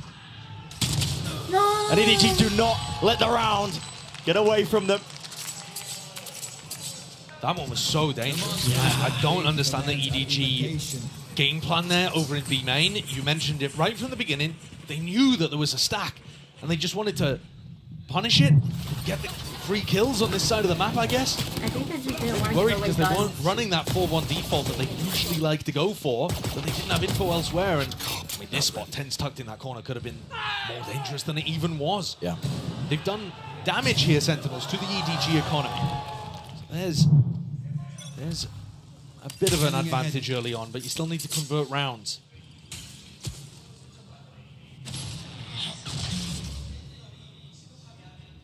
EDG going to be looking, see if they can convert round 3. Of course, the weaponry not going to be ideal because of how many players they did end up losing. Shock darts don't actually break any of this util. One of the problems that I was having with the way that Sen were playing on this map, they were playing very passive holds on the B side. Oh, the counting for John. That's nasty. Barely peeking out from the pillar, nobody will punish. Born in through the back though, that is a response by Second. He's want to put some more damage. And herd into these EDG players still out through mid. G2 attempting to pluck some of these players out of the picture. Tens still holding. The rifle aim is dead. Not enough to escape though. Ghost. The supplement of the fire by Smoggy does manage to trade that one out. Nade, it's out, but it does miss. Off to the side, Sassy sticking. Anything else to push this one back needs to be defended. Second, he can't really let this one loose. Still, it's half already onto the board. And the mid blanks and a fight from main. Damage is done. Value gain, potentially a round win at that. Fight forced out. Second with a tap, but he is traded in the end. Nobody. Bulldog primed onto it. Yeah, with the light weaponry. Bulldogs, Guardians, EDG win a bonus. This is a massive beginning to the map. EDG knocking the economy immediately of Sen. The opener, huge. John wasn't really contesting like that in the previous match that we saw them play from Sunset. But Tens also getting caught in mid is so rough for a player that's been spectacular. He just only expected the single mid lurk, which is pretty reasonable, but getting caught in that spot allowed Smoggy to sneak in. It is a dream opening for EDG. Couldn't ask for better. It's all about keeping it moving, keeping it going. And they've turned it around massively from the kind of opening they had on Haven. but they lost 7 rounds in a row after Pistol. Resilience is showcased. EDG willing to take a step back here, but Kang might be regretting that one. Offset here, Overdrive is available. Flash through into the back. Now Simon looking to hold his own ground against this. Smoke dominated. Nobody's still trying to command that position, but he falls. Simon will have to retreat now. His back's against the wall. Smoggy defending at least a portion of it. Aftershock into the corner. Tenuous here for EDG, but they still have those rifles. It's going to be a big advantage working potentially for them. Picked up with the upgrades. JungQT fires straight back at them. Wow. The bait and switch leaping into the fight. Taking no prisoners. Sentinels really had no right winning that. A complete MasterCard Thrifty coming out from Sen. TenZ on the high ground with a Sheriff. Pops off a beautiful opener to deny Kang. And from there, that first pick, creating opportunities for Zekken to go forwards, allow others to pick up rifles. Way to play. The Neon once more forging a path forwards. And just like that, Sen back in a little bit of control here. It's only nobody that can afford to be able to get a rifle online. The ults are good from EDG, and I'm sure they'd invest if they got the opportunity. This is more what Sen were doing on their defense side, though. Last we saw them, 4-player stacks on the A side, leave 1 person B. It was very easy for their opponents to just waltz into the B site and take that room. Yeah, market splits were deadly when DRX were playing against them. Absolutely. Up through mid 2. You might see some adjustments. I mean, we already kind of are seeing evidence of it, I suppose. We are, yeah. Trip up top section of mid, so nobody really has to watch it. They've got a cam laid in market to take the contact of this one. They spot him, nobody. Past it. The cam's always going to get cleared there because people are always watching for TenZ on top of the box. It's a spot that he loves. And this time, it's the same kind of hole in Sen's defense. And so that means that they're forced to play a lot of B retakes. There's danger here. There is, even with full rifles for Sentinels, there is danger because these B-lane post plants are so overpowered on Sunset. I mean, nobody's got an ult. He's already getting into position. Be able to play this one. And Sen don't have a lot of time to work with. Kill trips. Oh my god. Chewing up these players. Rooted into spot from Sentinels. They've got to find a way to navigate it. Sassy. Diffusing. Stick King. Reveal up. Hunter's Fury. Sassy! My god! It's down to the wire. Down to the brink. Haven't! But Zelsis is the last chance for him! The Gang will not let it slip. EDG answer back instantly with another Thrifty of their own. Barely any weaponry brought into that round. And that's exposed a gaping hole in what Sentinels are doing on this map on their defense side.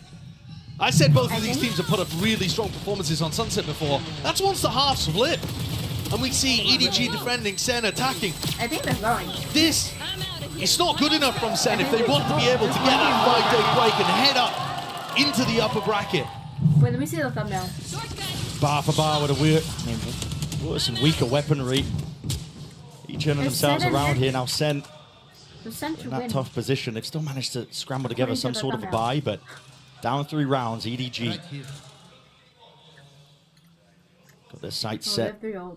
Finish line in this series. Breaking past their prior performances and ceilings. Applying a little bit of mid pressure here. EDG are the kind of team on their attack side that will pressure the very top of mid. Look to try to lurk Kang in or see if they can pull off Shishu, finding some space, contesting where Zelsis is currently stood. So you can understand why Sentinels still have 3 players in kind of passive positions towards top mid here. Is anyone going to be able to control the backside of B? Not playing the Cypher offside. JungQT gonna get caught. No command emanating out. That means the trips go online too. We're hoping to play some kill trip setups as well. And they drop off. TenZ was thinking about trying to get in the backside there, and the rest of his team wasn't willing. Once more, Sen are going to be tested. This time, we're trying to hold on for these retakes as well. Nobody. The first point of contact. Who's the one to trade online out of Nightfall? Scatters his way through, in through the main angle. Noise. Cut away. Zekken with the defuse, but he's pushed back from some form of the util. Overdrive popped off. Kang! Goodness me! Tears them to pieces. TP up and over. TenZ that is precise. And he's got to be keen, surgical, whipping his way through and behind. He's going to try and defend this one. JungQT brought down, but a half earned. There's a chance and a potential. Chi-Chu flips the sight. And all expectations once more. Sen just too slow with his retake attempts. And EDG are so willing to run rings around them. Not just too slow, but far too passive. Again, the same problem that we witnessed last time when Sen played against DRX. They're just giving the site for free. It's free plants over here on B. We set it up, this half was going to be an opportunity for either team to grasp hold early and come out with either prep or individual form to be able to run away with this first half. And the story's going to flip once we go into round 13. But for now, EDG are building up a phenomenal advantage. A 5-1 lead. At no point really in this match have we seen EDG in complete control. Even on Lotus, there were moments of it, but Sen always found ways of striking back. This feels very different. His dominance calls into question as well. You know, how much can you correct from one match to the other? Sen, it's been astounding, I think, the work that they put in to shore up their map pool and their own, I suppose, form coming into the event. Because, like we said at the beginning of this series, at the beginning of this event, I mean, it was looking poor from them. They just weren't looking like they were in a trophy lifting form. This, though, from EDG, they spotted the weaknesses, and they have called into question whether or not Sen can shore up the gaps that were on display that were pried open by DRX. But I also think if you're going to make that argument that Sen, their form didn't look great and it's good what they've done to shore the map pool, Sunset was actually always towards the top of that map pool. And it has been all year. So the fact that this is now the map causing them problems, going to be disappointing. Looking to try to catch Chi-Chu off guard there early on. He does sometimes default in that bottom spot. But EDG are fast with the help and quick with the escape. And all it takes is a slow default. Take flight. Make sure nobody oversteps themselves. Drawn by nobody. And a re-clear through B main here as well. Looking to try to put pressure once again onto Chi-Chu. Spot on the one, shock darts flying forwards. Again, the setup is not over towards that direction, but a fight one out with Sassy dropped. Open access now towards the A site. A sharp from Smoggy. Oh. Kill trips though. Doesn't have the gun for the job, it's just damage. Chews up Kang. Not enough to deliver the kill. JungQT's going to be kicking himself. There are isolated players around here. Nobody's isolated. Chi-Chu is as well, but they're getting good lurk timing. Yeah, great lurk timings. At that, the trade maybe a little bit more impressive there from Zelsis. The fact that he does that with the classic in hand, but he won't be able to get much more. Done from the edge. Zekken. He glides, hoping to use the precision. Maybe land a kill there, but it's all being covered. Kang picks up 10s in mid. And picks up the 6th on the board for EDG. But the tactical timeout that Sen took, the panic button that Kaplan hit, was for this round coming up, round 8. It wasn't for the Thrifty particularly. So what is the change up here? How are they going to adjust their defensive setups? Personally, I'd like to see 10s posted on the A line. You have an Omen with outrageous gun skill, and you're not playing him on an aggressive line towards A regularly, if at all. He tends to be over towards market. And you leave that job to like Sassy with the Prowlers. It's quite backwards compared to how most teams are doing it. They're going to get Zekken posted there as well, and he's mighty fierce. And this is the typical setup. Sentinel's going for it. They have nothing to watch market or top mid. This was getting exploited towards the end of the map by DRX when Sentinels were going up against them. And I said that EDG love doing this kind of thing. Probing, seeing if they can get Kang or Chi-Chu into this kind of spot. Does Sen deal with it? Zelsis is in position. It's going to be a fault line off the back of that with Zekken, I should say. Collecting that first kill. No noise made. I mean, they can hear the neon through spawn. From EDG's part of things. Kang punishes it. All the footsteps pointing towards it. Rolling Thunder is to try and shore up, stem the bleeding. Yeah, you stop it in its tracks. You can't follow up on that. That's just to stop EDG from running away with the round. What? That's purely for map control, the breach ult. Just feels frantic from Sentinels at this point. But at least 10s is in an anchor position. They're actually looking to hold back B site this time. Paranoia swoops its way forwards here. There's 38 seconds to play with. I think they're also only mid-control for EDG. And nobody's calling a pivot back to the A side, putting stress on Sassy. He's still got Horn, sees, ways of slowing this down. Sassy will be in hot water. Now to him, the util, the gun into his hand, whether or not he can push this back. Dodging, sidestepping. Most of the util gives up access to the site, but as long as he hold on to elbow control, and he can't even do that. Chichu comes around the corner like an absolute Ferrari. Celsius will punch it right back. Kankan flatlined and dropped. 3 versus 3 is where we stand. The pressure now on to Sen for this retake, all grouped up. Cam broken. Nobody noted. Smoke in their faces, spamming, spraying away, trying to pave the way to success. But Sentinels, they need RNG on their side. Only the one, and they're just getting collected, corralled into the corner. Oh my god. 7-1 devastation for Sentinels. EDG were forced to actually mid-round in this round. They were forced to make the correct decision and pivot. They weren't just given a free B plan.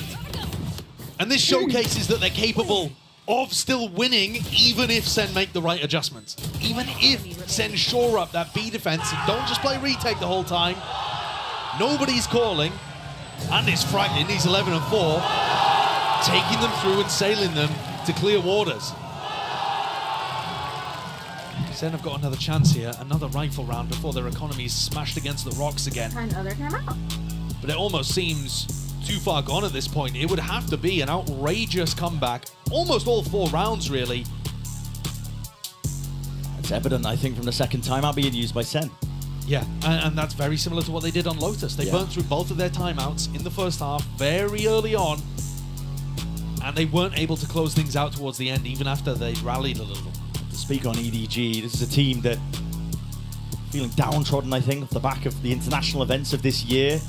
They saw other teams in their own region even overtaking them, going to greater heights than them at these tournaments. But this is validation and vindication almost as well for this squad, as we've already been mentioning. EDG have only ever known these 5-6 finishes as the peak of international play. A win here not just sails them forwards deeper in through that upper bracket, but it grants them one of the highest finishes at minimum that they've ever had at a global international tournament. And the more they win like this, the more you believe that they could go further. How far can they go? Sky might be the limit for this squad. For now, all the question leveled at Sentinels of whether or not they can stop this EDG squad, who are just empowered, fired up, resilience on full display from steamrolling over them. The change-up here in the defensive setup is not large, but they've tucked TenZ and John Cutie into market, anticipating a B split. And it does look like that's what EDG are cooking up. I'm spotting it. Fault line slowing them down. Here's a refight called Sentinels. They want to get straight into the fight. Clash called for, and 1 out. Kankan might have something to say about it. Brings it to the 2 versus 3. Spike still dropped down to the bottom section. The squeeze of Sen, they have full control over towards mid. Will take heroics, and with the damage done, weakened up, Kankan cannot stand against most of it. Nobody. Trying to play bait and switch as well, taking that fight. Backstep in, hoping he can isolate at least one of them, but the crossfire setup should be intact. Foolproof from Sentinels at this point as well. Baits that peak. Seeing if he can spot these players out. Finally, Zekken will take the fight anyway. We doubled our kills. So Sen finds some success coming out of that tag timeout. The adjustment didn't look enormous, so EDG went into it thinking same old, same old. But a great call there from Zekken and Celsius. Instead of holding it top mid passively, they throw some utility in and crunch mid, finding tons of EDG players that turned into corpses there. We're back, we are back. Let's get 5, gang, let's get 5. If they were able to get 5, they certainly would be back. Morale though, high spirits from the Sentinels players. Handshake with a util. Either side really taking too much space. And the same defensive setup again. John, TenZ in market. Nobody ever reclear, Zekken. That is difficult to do. The box is super spammable. Hard to get out in that kind of area, but Zekken barely takes a tickle. Well, now util being used, including the flash as well. It's a pretty big indicator to EDG. Most of the players stacked over from Sen over towards A main. And surely they don't overstep themselves. They're going for another fight as well. Contact plays on contact plays. A massive fight in A. EDG are trying to make it feel like they're in mid and bait out this re-clear from Sen. And they're just holding for the peak. What util did he even have as well? Contact cord as well. Full line is late. Celsius. Well, util doesn't help him. It's EDG with the initiative in that fight. And with it, you can sit down and stare at it, but it's a 5 versus 2 scenario. Sentinels have no real chance back into this round. Their economy is not in a terrible spot. If TenZ and John were any closer to the action, they might give it a try. But EDG have outplayed them again. The story of this half early on was Sen giving away too many opportunities, but now that they're playing a little bit of a better game, EDG are just pulling it back out of their grasp. The call in there from nobody is so strong. Faking like they're doing the same stuff. Throwing that same market util. John, he is not holding on to this weapon. He's got players behind and in front. They're going to drain every last drop out of the Sen economy. Austerity is here, and it's coming for Sen. Don't want to hear that. EDG are playing a beautiful game right now on their attack side. It is. It's truly great. I don't think we're getting the best out of Sentinels, right? But at the same time, they are trying to adapt. They are trying to throw in different things. And EDG, it only takes them one moment, and they've figured out a counter to it. Yeah. They're playing Sen like a fiddle. And at this point, it's like an avalanche crashing down onto the Sentinel squad. They have to go for, again, proactivity. But Paranoia just plays straight through main, and it immediately diffuses all that tension. The play that Sentinels were going for to see if they can collect a kill. The defensive util has been remarkably good from EDG today. Always there with Kangkang's stun to stop aggression like that. Paranoia too. They're the team that doesn't have breach, so they don't have the fault line or the aftershock. You might think they'd be weak to plays like that, but look, they found the gap again. Yeah, it's another read. As soon as they hear that the Neon's in through mid being played into that, they know that they're not going for the typical A main hold that Sentinels like to do. They know that they're going to be playing off-site, trying to go for the retakes. So EDG can take their time with it, contact most of the way. The trips will not be get. Oh, as I say that, I wasn't expecting them to get Valley. They spotted them out onto the corner. Still John takes down Smoggy, drops him to the floor. Spike planted. So overall coming through onto these guys. Look at those pings. Look at the angle that nobody's going to have. And they're ready to fight this one right as the retake is occurring. Tags up into a few of these players. Hunter's Fury has to be dodged and juked and avoided. Let's skip rope over it. Kangkang though, still here. No. Chichu takes up the space, stands tall, stands strong, and will not be denied anything at all. It's a monstrous performance from many individuals on EDG, but full credit to the entirety of this squad. Oh my God. Every part of their game is on today. The players are stepping up. This match, Chishu's come out of nowhere to just be outrageous. The prep work too. The so calling good from nobody. It looked like a very rough beginning to today. If you had only been paying attention to the first map, certainly the first half of the first map, you'd be thinking, uh-oh, EDG. They've beaten some weaker opponents, some struggling opponents, but Sen are here to shut them down. Well, that story has changed massively over the course of this match. They're dominating Sunset. Just one more round left in the half. That's all Sen have to work with, and it's the difference between 9-3 or 10-2. Either way you slice it is bad. Celsius has his ult online. It looks like they want to play a more aggressive defensive B. Oh, trying to send it. As soon as Simon uses his ult, that's the trigger to try and slow them down, but there will be no follow-up for Chichu. My God! This guy, he won't be denied. Playing in through Kangkang. He's hungry for more. There's blood in the water sense, but punishment in sight. Assassi will drop him eventually. Down to his knees. Dude, but it's still EDG in control. Backside players. B main still theirs. We've seen Sen perform miracles, but this just a little too unlikely. When EDG are setting up pop players like this, contesting, no, his head is squeezing Sen for absolutely every inch of space. There is no chance in hell for them here. The map is in their hands. The palms of these EDG players. They can feel it. The anticipation that must be going through them. The stress and the pressure as they get to this halftime, realizing they are on the cusp of making history for China.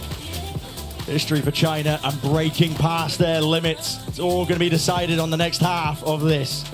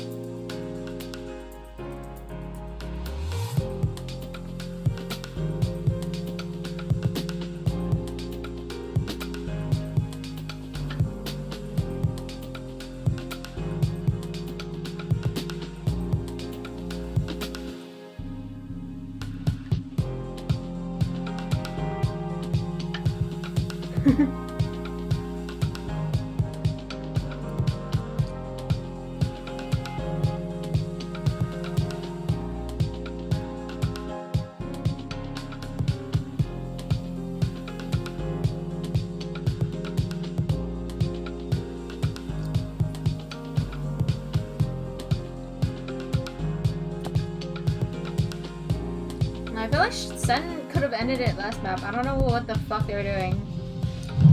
On the brink of watching something quite special, I think, for EDG. It's a team that they turned up to international events, falling under the ire as well of some of the fans, the home crowd, though. This time is fully cheering them on. They're empowering them. I can feel it. There's a certain energy in the air right now that EDG are about to cross this boundary, this line that they've been pushed back, prevented from over and over again at prior events. This time, though, maybe Champs 2024 is the time to strike for China. And it didn't look like this was even going to be EDG's year. No. Their performances at Madrid and at Shanghai in front of their own It was home dismal, crowd. man. It was dismal. It was really poor. And yeah, they've made this adjustment, changed the coaching staff, brought in new blood to the team, changed their IGL structure as well. And nobody deserves tons of credit because he's calling on the attack side here on Sunset. Remarkably good for a newcomer who had only done some like mid-rounding and secondary calling in the past. Sentinels have a mountain to climb. We've heard the phrase, one round at a time is going to have to be the case here for Sentinels. Being pushed back immediately. Signs of resistance. EDG are holding this one. Plenty of players now to try and take this contact and take these fights. Names stricken off the record with nobody leading it for his team. And they want even more. Not content with just laying claim to just a few tens. Drop down, pistol round for EDG. What a fragger! Nobody's there. Sova, 16 kills, up at the top of the scoreboard with Jiju, calling a beautiful game and playing 1-2. They've just driven the final nail in the coffin, surely, for Sen's chances. If there was any hope of a 10-2 comeback, it had to come off the back of the pistol round. There's going to be a force coming out here for the attacking team. But they didn't even really get that many kills. The plant money, like, this is odds and ends. A final desperate jump forwards from Sen. And EDG are going to be happy to collect. Sentinels banking everything on this round, of course. If no other option. No, they know it could be hit. No room to breathe. Fault line Scuto Chichu with the cage to cover. His own cross here. Let's give up access over towards B, so full side control plan going down and through the back of the sides! Oh my! Oh my Chichu! God.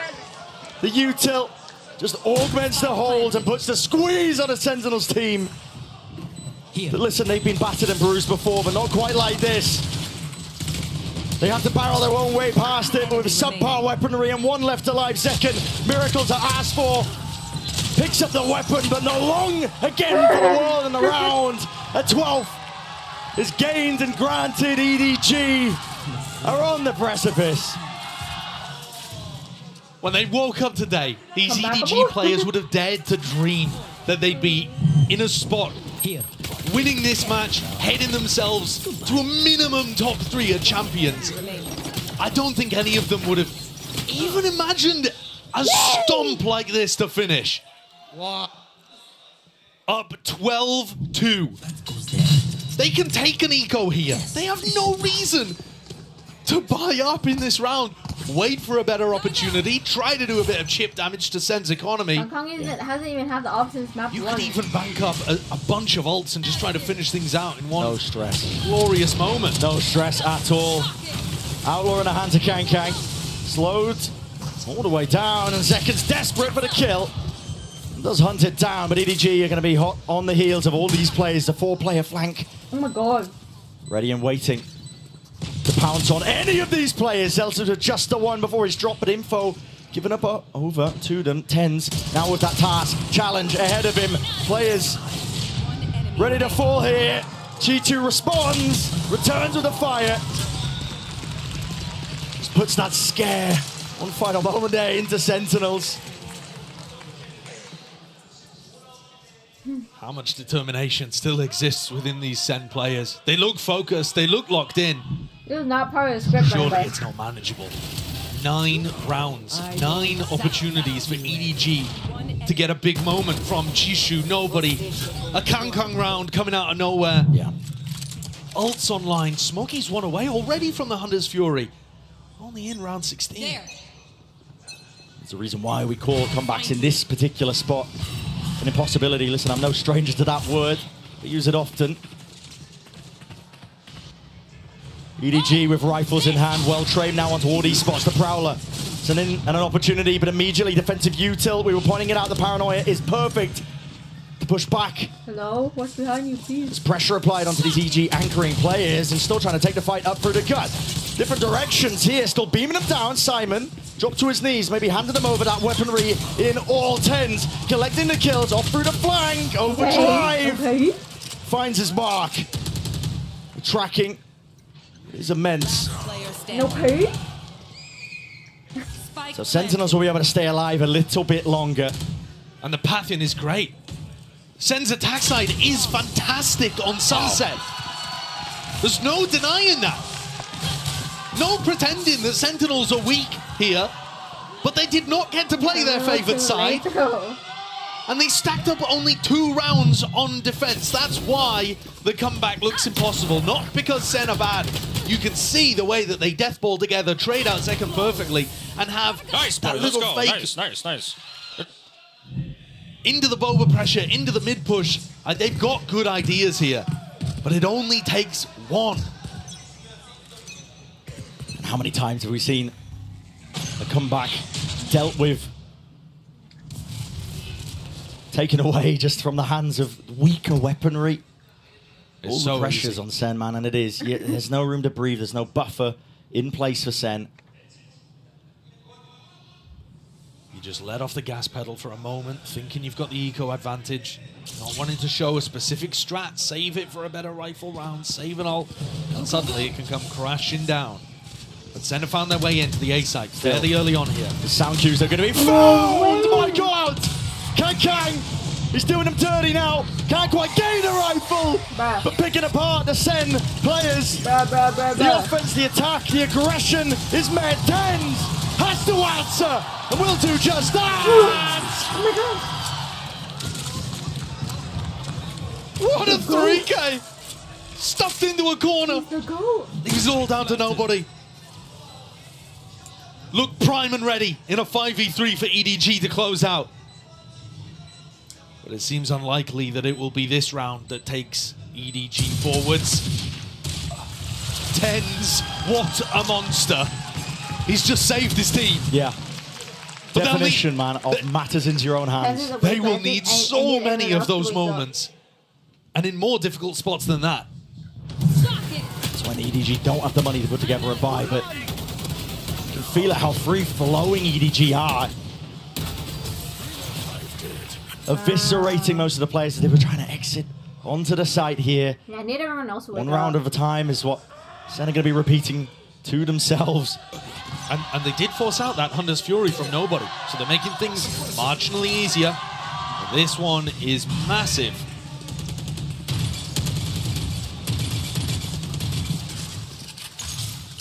Door's going to be teared down almost immediately. Back into a slow, cautious play by Sentinels across the map.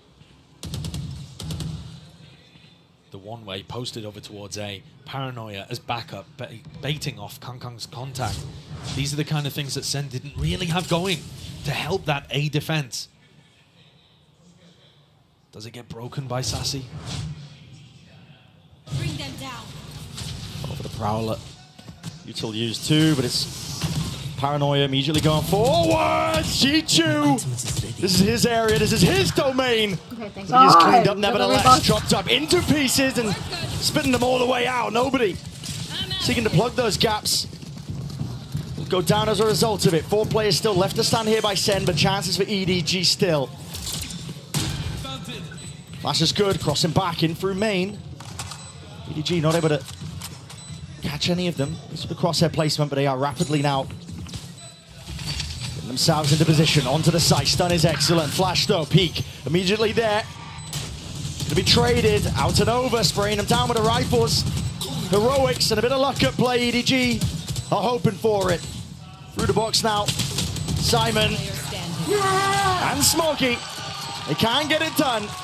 So once again, it's Sentinels that breathe just the slightest sigh of relief and continue to survive in the series. 4 rounds in a row here collected. If they get another rifle round, you're starting to believe.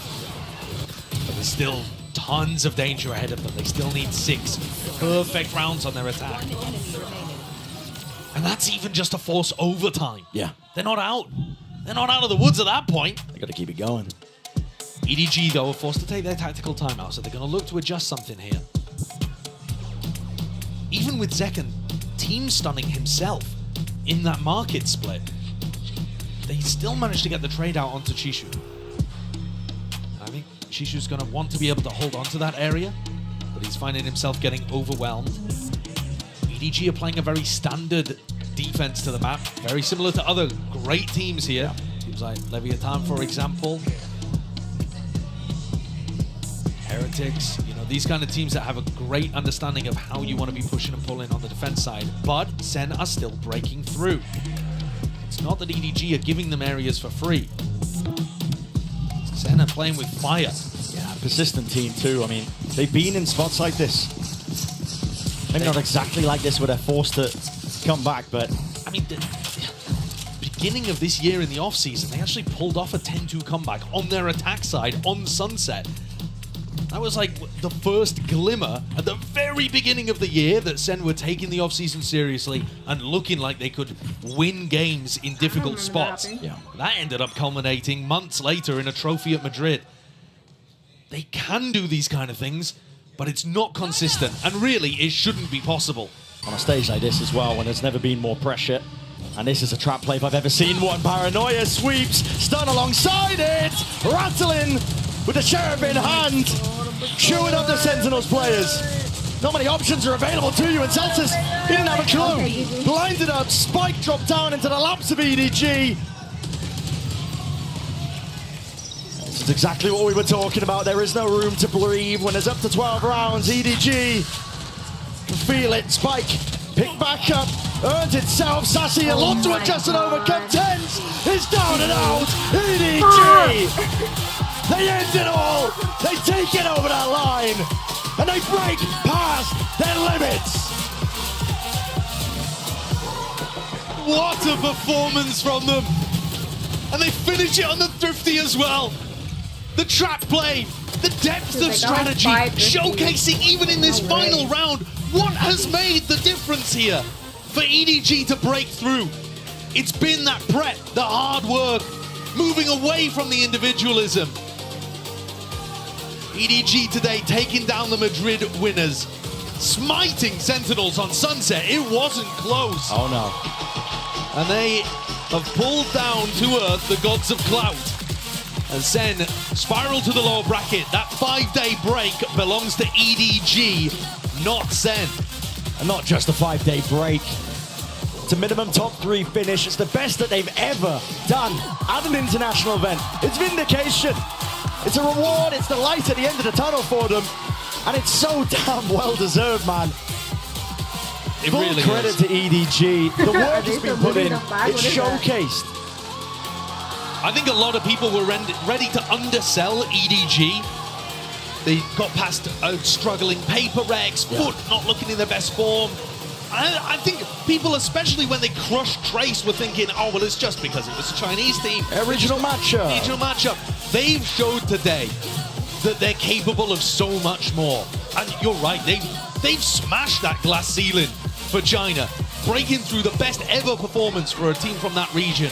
But I think there's more to give for this team. Yeah. It's an open tournament. Your teams, the favorites, they were getting smashed out in groups. Gen G, nowhere to be seen. It's possible for teams like EDG to lift a trophy here. It is a wide open tournament. The sky is the limit for this squad. And it's all starting to pay off. And you wouldn't think it. We already mentioned, the performance from EDG at Shanghai, at Madrid. It was dire, it was dismal. And even watching other Chinese teams overshadowing them earlier on at this event itself in the groups, it looked like the spotlight was going to be shifting away from this squad. And they've ripped it firmly back. They are in the limelight right now. This is their moment. I said it earlier in the tournament, if you asked EDG, would they rather win in Shanghai or win here at Champs? I think that would be tough for them just because it was in front of a home crowd. But here at Champs, they are doing it. They are doing it indeed. We're going to set it down to a 4 for the Horizon post-match interview. I'm joined by EDG's Simon and our translator Luna for our post-match interview. 공시 공시, Simon! 네, EDG의 사이먼 선수와의 인터뷰 만나보겠습니다. 로터스의 컴백을 시장으로 패승승, 오늘 센티넬을 상대로 승리를 가져갔는데요. 오늘 처음으로 센티넬과 경기한 소감부터 물어보도록 하겠습니다. Starting with that Lotus comeback, you took the reverse sweep win against Sentinels. So how was it playing against them for the first time? 今天你们在莲花古城就完成了翻盘，并且在整体的比赛上也是完成了一个大翻盘。那你觉得说今天面对到 Sentinels 这场比赛感受怎么样呢？感觉就是也是挺紧张的吧，就跟他们打，因为他们打赢了Gen G DRX，就是强队。I think a little bit nervous because they have to face like DRX, GNG, those really strong teams. 워낙 DRX나 젠지 같은 강팀을 이기고 올라온 센티넬이기 때문에 오늘 좀 처음 경기하는데 긴장했다고 하네요. 근데 오늘 승리로 이제 결승 직행전에 EDG가 진출하게 됐습니다. 그리고 이게 또 중국 지역 기록 경신인데 사이먼 선수는 팀에 합류하자마자 기록 경신에 이렇게 하면서 좀 잘하는 만큼 부담감도 계속 커질 것 같습니다. Off to upper finals, and this also broke the CN League record, top 4, right? But as much as you're doing well, I feel like I want to ask, how are you handling the pressure? 你表现的也是非常非常棒嘛，而且我们现在也是突破了我们CN赛区的一个记录，我们进入到4强了。那你是怎么来应对在比赛当中的这些紧张的呢？Let's think. 就专注在游戏里。对。That's all. Focus on in the games. Oh, that's it. Just focus. Focus and keep winning. Focus the game content. 그냥 이렇게 집중하면서 부담감을 좀 조율하고 있다고 합니다. EDG의 사이먼 선수와의 인터뷰 만나봤습니다. Thank you, Simon and Luna. Congratulations, 공시 again. All right, we'll be back shortly for our second match of the day. Bye, y'all. Okay, I'm gonna go take a nap. Prolific teams from China and the Americas clash on this stage for the very first time.